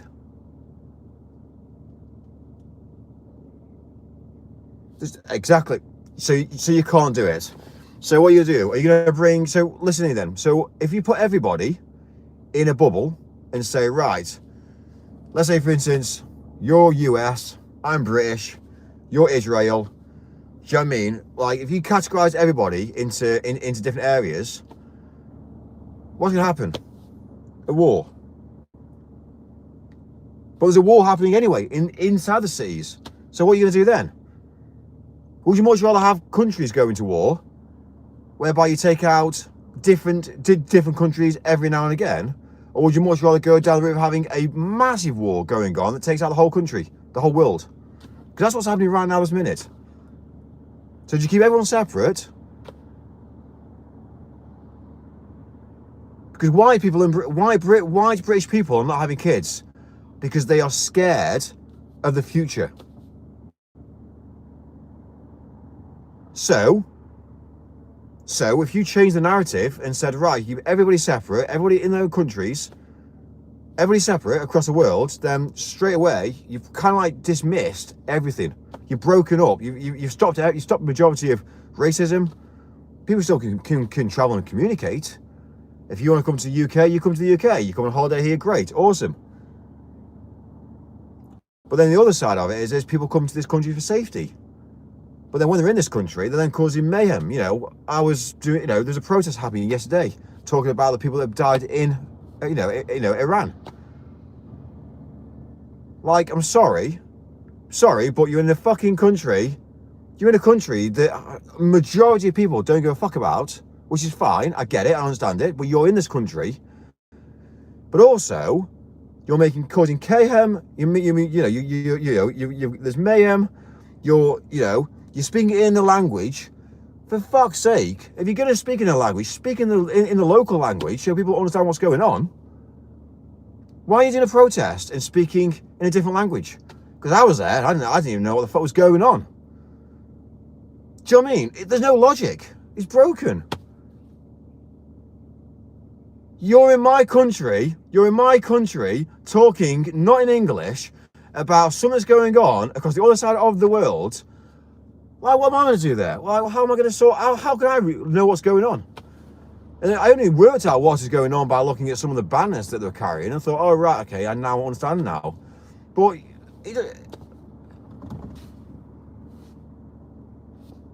well, I don't speak the language. So straight away, it was broken. The protest was broken. It was a broken protest. Do you know what I mean? So, you know what I mean? So straight away, it's fucked. But I understand what they're saying. I understand what people from that country are doing. They're trying to make awareness of what's going on around the world. But honestly, it was a failed protest.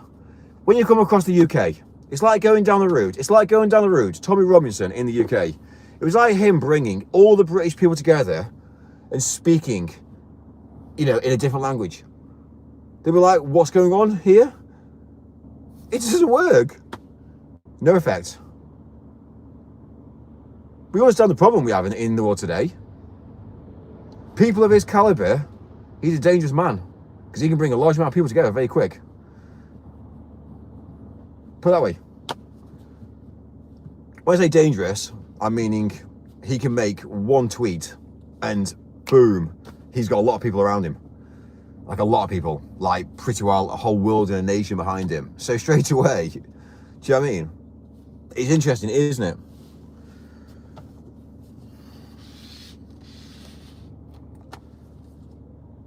That's power. That's some elite power.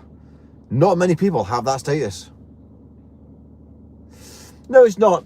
No, it's not. No. The problem you've got at the moment in the world today, in the UK especially, is there's been so much breaking up of people and societies that we've got to come together as a species. Like, there's a large amount of people that don't understand life. They don't understand religion. They don't understand the way the world works. They don't understand finance and money and investments. So what you've actually understood is you've got all these people now that are coming out of schools who haven't got a fucking clue. They're just told. They're told, let's just say for instance, they're told that they live on this planet Earth because they just believe it. They're then told that obviously they have to go out and educate themselves. They're told to go down the route going and get a job. They're told to go and get a shitty little job and get paid, small amount of money. You know what I mean? They're just told and they just follow suit. And then they go down the route getting involved with the wrong crowds and start going around and saying, oh, well, my mate vapes, so I'm going to buy a vape because it's cool. When actually, what really matters in the world today? What really matters in the world today? Say again? Well, first of all, that's exactly the problem we've got right now. Is safety of other people. If you didn't believe that we're in a bad state, we are in a fucking night. We are. Even for me, I'm concerned about the future of the world. And if I'm concerned, and I've not got kids, like, come on, exactly. How does that make every single member of the whole of society think?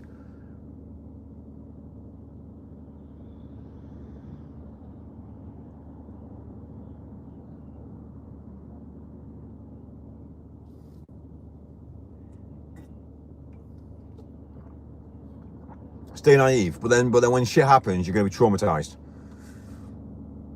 So people get raped, they're traumatized for life. A woman will never ever get over that. That's it. She is fucked. Mentally, she's fucked. I don't condone it. I don't want it to happen to anybody, but you see what I'm saying. She can't get over that. Doesn't matter how much you go down the route of talking about it. If you go over and over again, talking about the same things, guess what's going to happen? It's like me when I say about the world. If I say that things are broken, and this is broken, and that's broken, you might say that this guy's a mentalist. But if I go over and over again, people then start to go down the route of thinking on a daily basis. Fucking hell. That Mike said about that about a week ago, and now I'm seeing it. People are waking up to society. They're waking up to seeing it, and then they start realizing, and then they start they start changing their mentality. Everyone's walking around at the moment sleeping drones. I'm seeing it.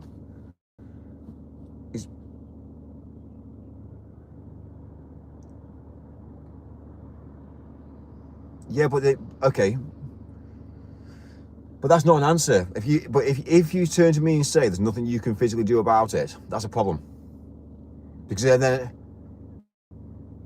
with everybody, this is the problem. But then nobody does anything then. So we just allow civilization to just to dive. We will. It's like, but that's just no, because it's fine because customer service levels go down and down and down and down and down. Customer service levels will go down even worse and worse and worse until literally we've got people on the street dying, falling over and being chewed up by rats. At some point in life, you know what I mean? You can't just say to me, oh, it is what it is. Oh, okay. The thing about life is raw action changes things.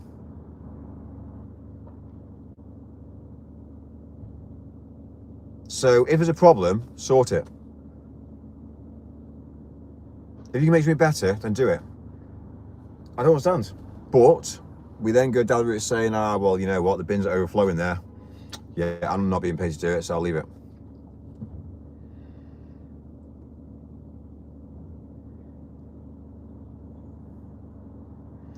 But if everybody played their part in the war today, if every single person picked up litter, put it in the bin. If there's a sign blown over, if somebody just picks it up, you know what I mean? There's an old woman walking down the road. Do you know what I mean? Isn't it nice for somebody? I know this sounds really bizarre now, but but if you just basically went down the road and you just basically, you know, made eye contact and said, oh, you know, nice to meet you, are you okay? That would make her day. She might feel a bit scared at first, but if I have, listen, yeah, but I'm just saying in general, she will feel that she's got support around her. She might feel at first it's quite abrasive. She might think, fucking hell, this is new. This is not normal, you know. But if it happened on a daily basis, the world would be a better place. Imagine all the people that interacted in the world today.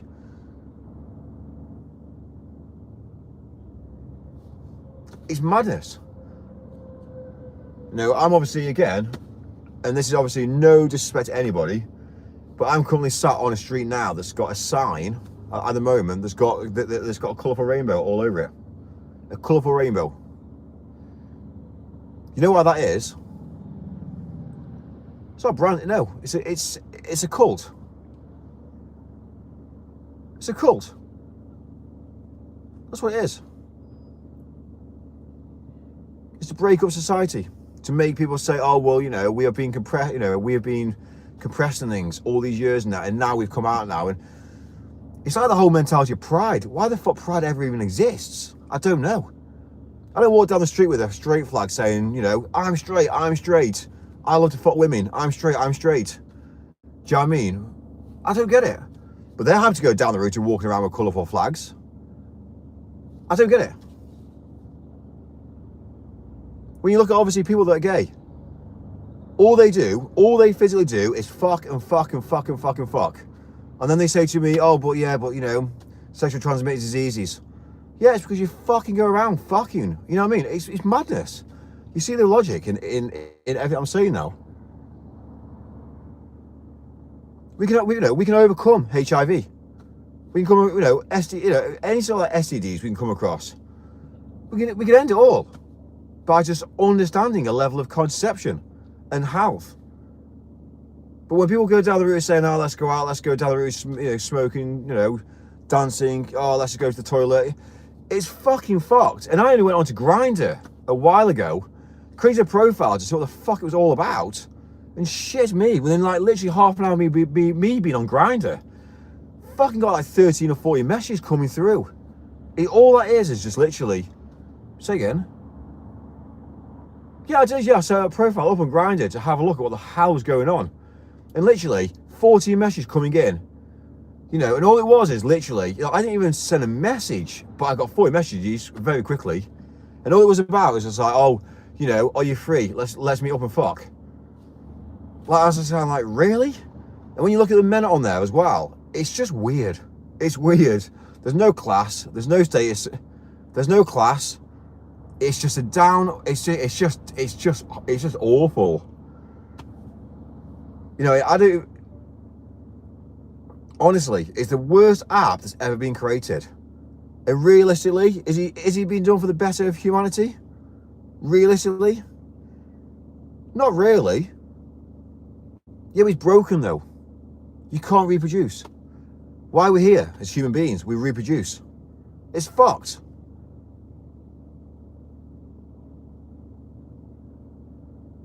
I don't get it. So whenever I come across two lesbians, they're broken. They need reprogramming. I don't get it. There's something that's happened. I don't get it. I don't get it. And when you come across two men, I think it's absolutely repulsive that any two men that want to actually get, you know, have sex with each other. I can't do it. Do you know what I mean? This is madness. Doesn't matter how horny you are, I still couldn't do it. It's fucked. I can't. It's just wrong. It just doesn't add up. It's like getting two cables together, trying to plug them together, and it's like male and male. They don't connect. It's broken.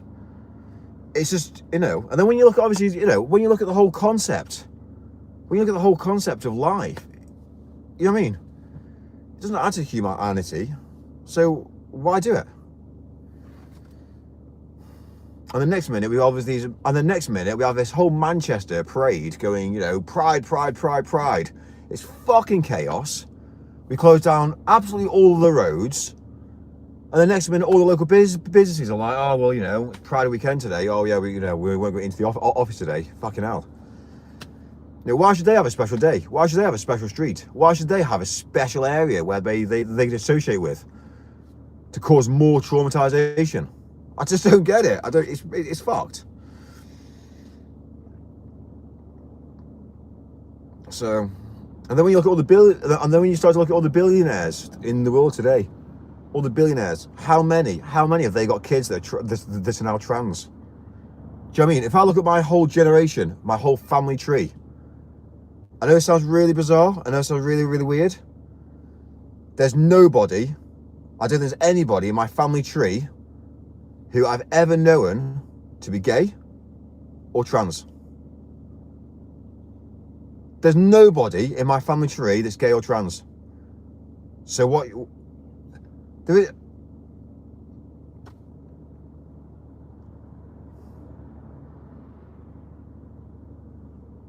Right.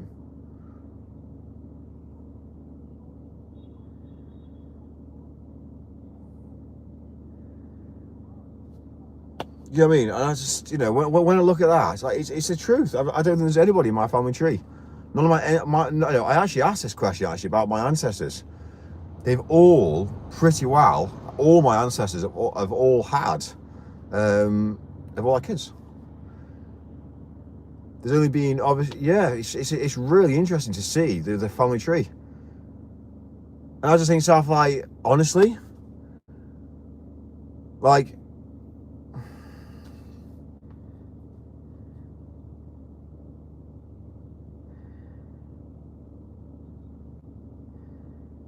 but you see my point of view though, like, you know what I mean? It's just kind of like, so you're trying to tell me that this is just natural and this is actually normal, and it's not normalized. We've made it a thing.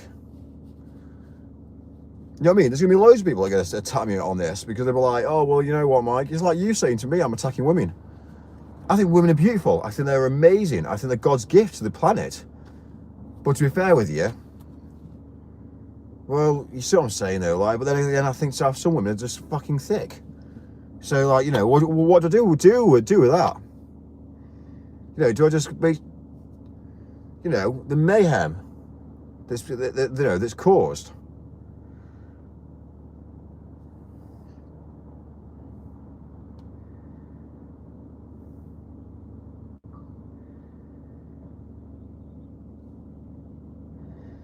It's not even the wrong sort. For me, what I've loved about my life is I've experienced a lot. I've traveled a lot. I've seen different cultures. I've seen life change. I've seen a lot of Europe change. I've been very lucky. Now, remember, I was obviously age 19. And I obviously went to travel the world. So straight away, I'm lucky to have gone out and seen the place, seen life and societies, and seen the differences. So yeah, it is interesting. It is interesting to see, you know, civilization sort of thing, you know, evolve.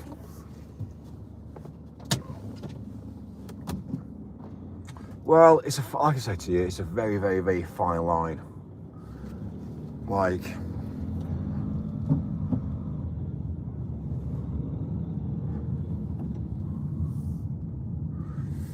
I think it's been fine. I think it's been cool. Like,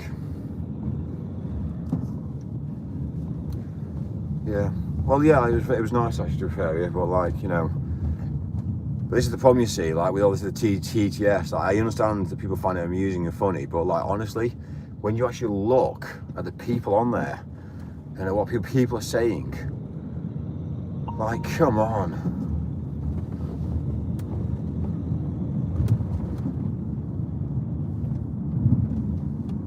But how do you on earth do you have a conversation? How do you have a conversation?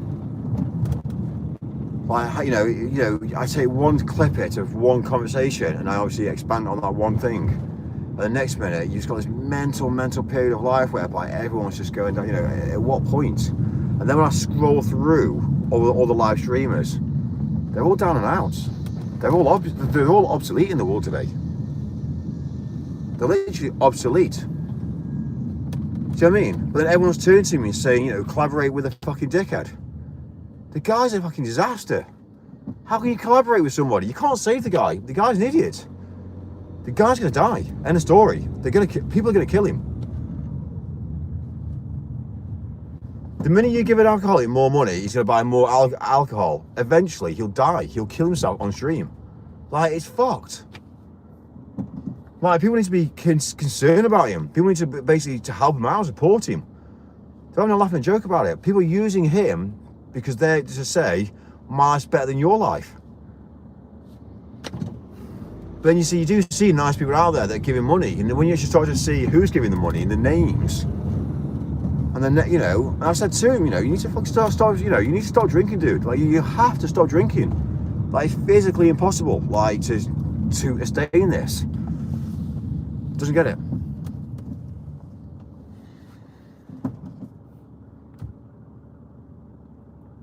You know, he's not got a pot to piss in. He's taking the piss out of the local taxpayer. But the amount of people in this country that pay fucking taxes, and you've got dickheads like him that are going out there and spending money on alcohol. Like, in a way, you know, it makes you think we should be doing him a favour and, you know, tipping him over the edge. But that's, you know, that's the reality of money and finance. You know what I mean? Like, the less people we have in society like that, the better. But then, how do you sort it? And, you know, we obviously, you know, no, he can't have a family, can he? Why do we even exist? Why do you... Because I'll tell you why. Because he's not educated. So he'll go and find another woman who's a fucking disaster, and then him and her will then have sex. Then one day they'll wake up and find out that she's pregnant, and then now we've got another child in the world today who's going to be another fuck up in the world today because we've got a massive problem. It's a disaster. And you could just say, you know, hopefully, if they do have a child, hopefully they grow up and they educate themselves to enough to say, this is not the norm. I've had a bad upbringing, but I've changed my life around. And hopefully they then meet somebody who can then, like, work together to build the next generation of family. Hopefully.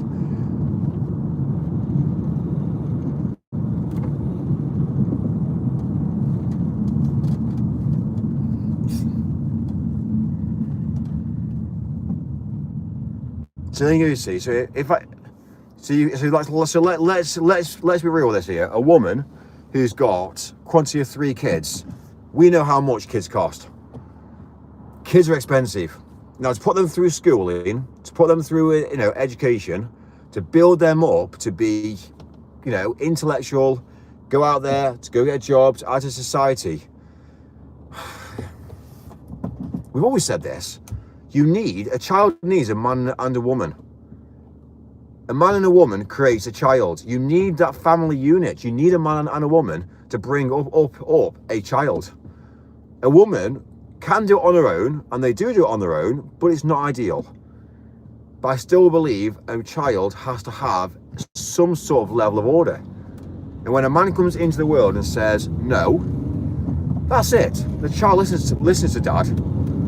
Maybe they get away a bit, a bit more with mum. But like when dad says no, well, no. But there has to be that understanding. Like with my kids, I'll allow my partner to obviously have the first say. But if something's serious and something has to be dealt with, I'll say no, it's not happening, and that's it. You know what I mean? I've had the final say. You know what I mean? And that's it. You know what I mean? I'm there to protect. I'm there to advise. I'm not there to overpower somebody. But fuck me. Just, if there's going to be a loss of life or there's going to be something that's not quite right, then yeah, I'm going to. If my kid's getting involved in cigarettes and drugs, yes, I will say something about that.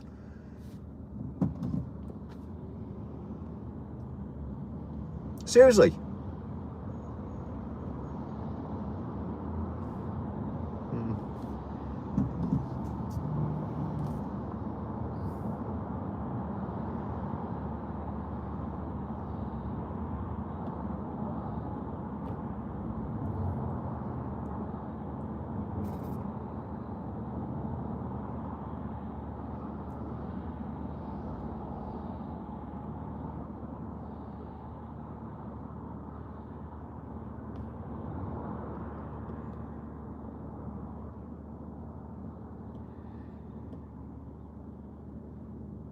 It's more about education. Of course it is. But obviously, if you go to a child and say, no, you're not doing this, the child's going to say, well, fuck you, I'm going to do it anyway. But it's about educating the child into why you shouldn't be doing it and things. And we kind of get it. We understand it. We're all adults. We understand the whole concept of humanity. But I still maintain it. You need to have that team effort. You need to have a man and a woman in a relationship that then, that lays the law down. And sometimes you need to use each other to your advantage. Let's say, for instance, that your partner's away. You can also go down the route of using, you wait till your dad gets back in. He's not going to be very, very happy. Well, I know you hate it, but I know, but at the end of the day, at some point, you need to lay it down. You know what I mean? You need to say, unfortunately, when things go astray, you've got to bring people back onto the straight and narrow. The problem I foresee at the moment is I'd like to think there's more good in the world than there is evil. But to be fair with you, the way humans are going, there's more evil than there is good these days. I'm just being a realist.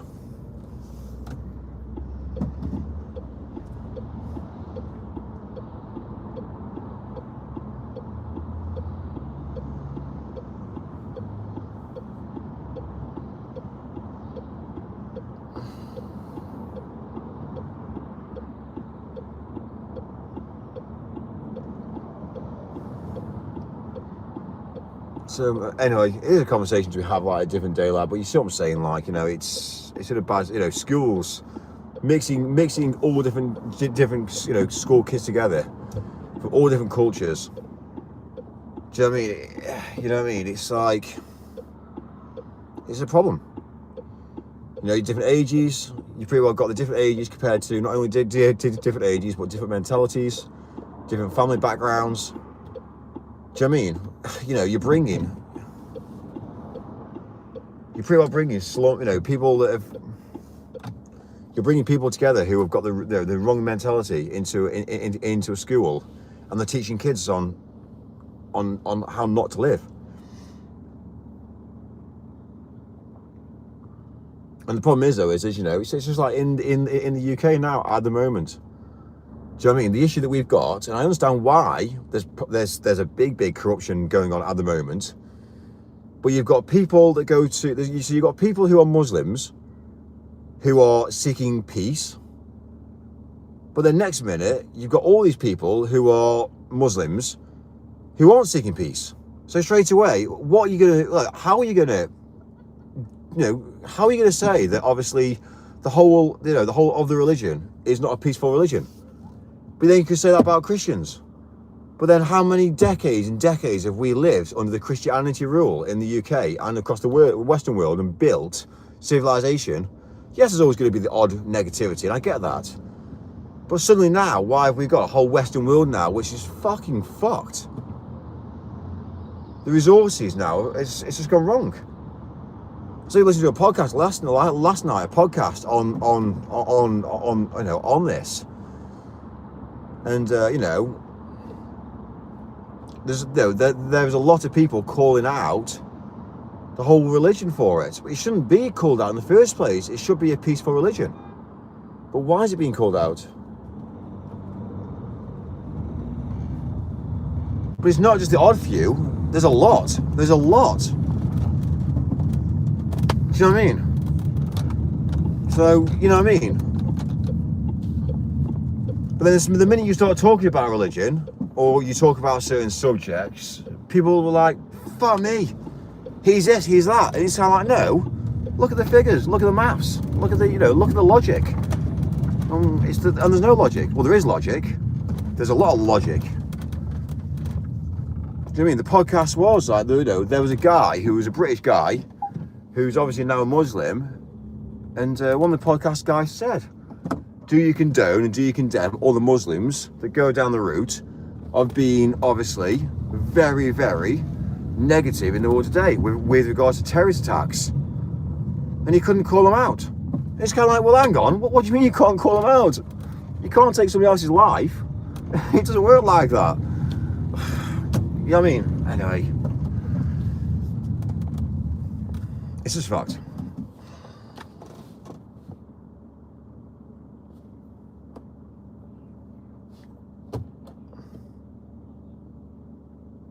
Yeah, I'm just going to get some fuel now, so.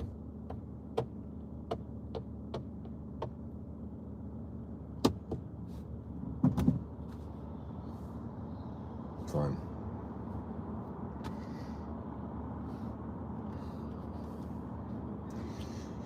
All right, cool, all right.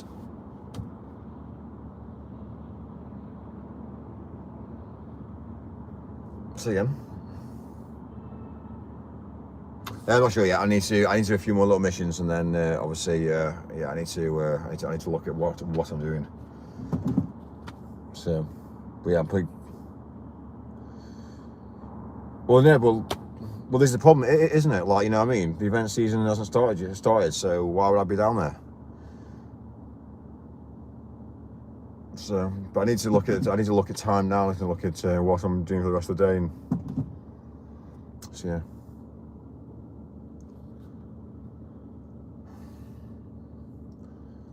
Of course, I'm going to drive safely. You know, last night wasn't driving safely when you got two dickheads on our UK roads smashing the living shit out of each other's cars. Do you know what I mean?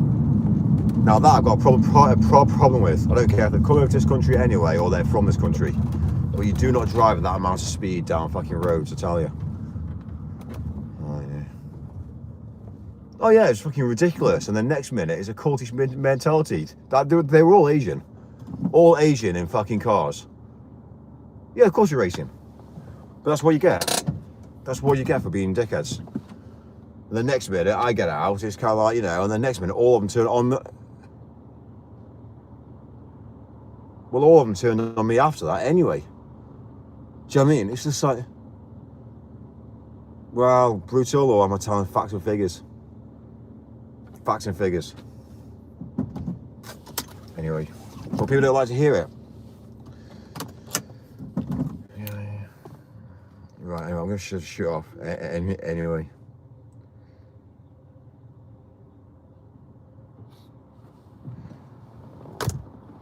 Well, yeah, I need to get on the road. I need to sort out my things, so I'll shut off anyway. All right, cool. Alright, cool. Alright, cheers, bye, boy. Right, need to get some fuel. Destination is probably about 10 minutes down the road now. And then, basically hit the road back. So, yeah, I'll be back.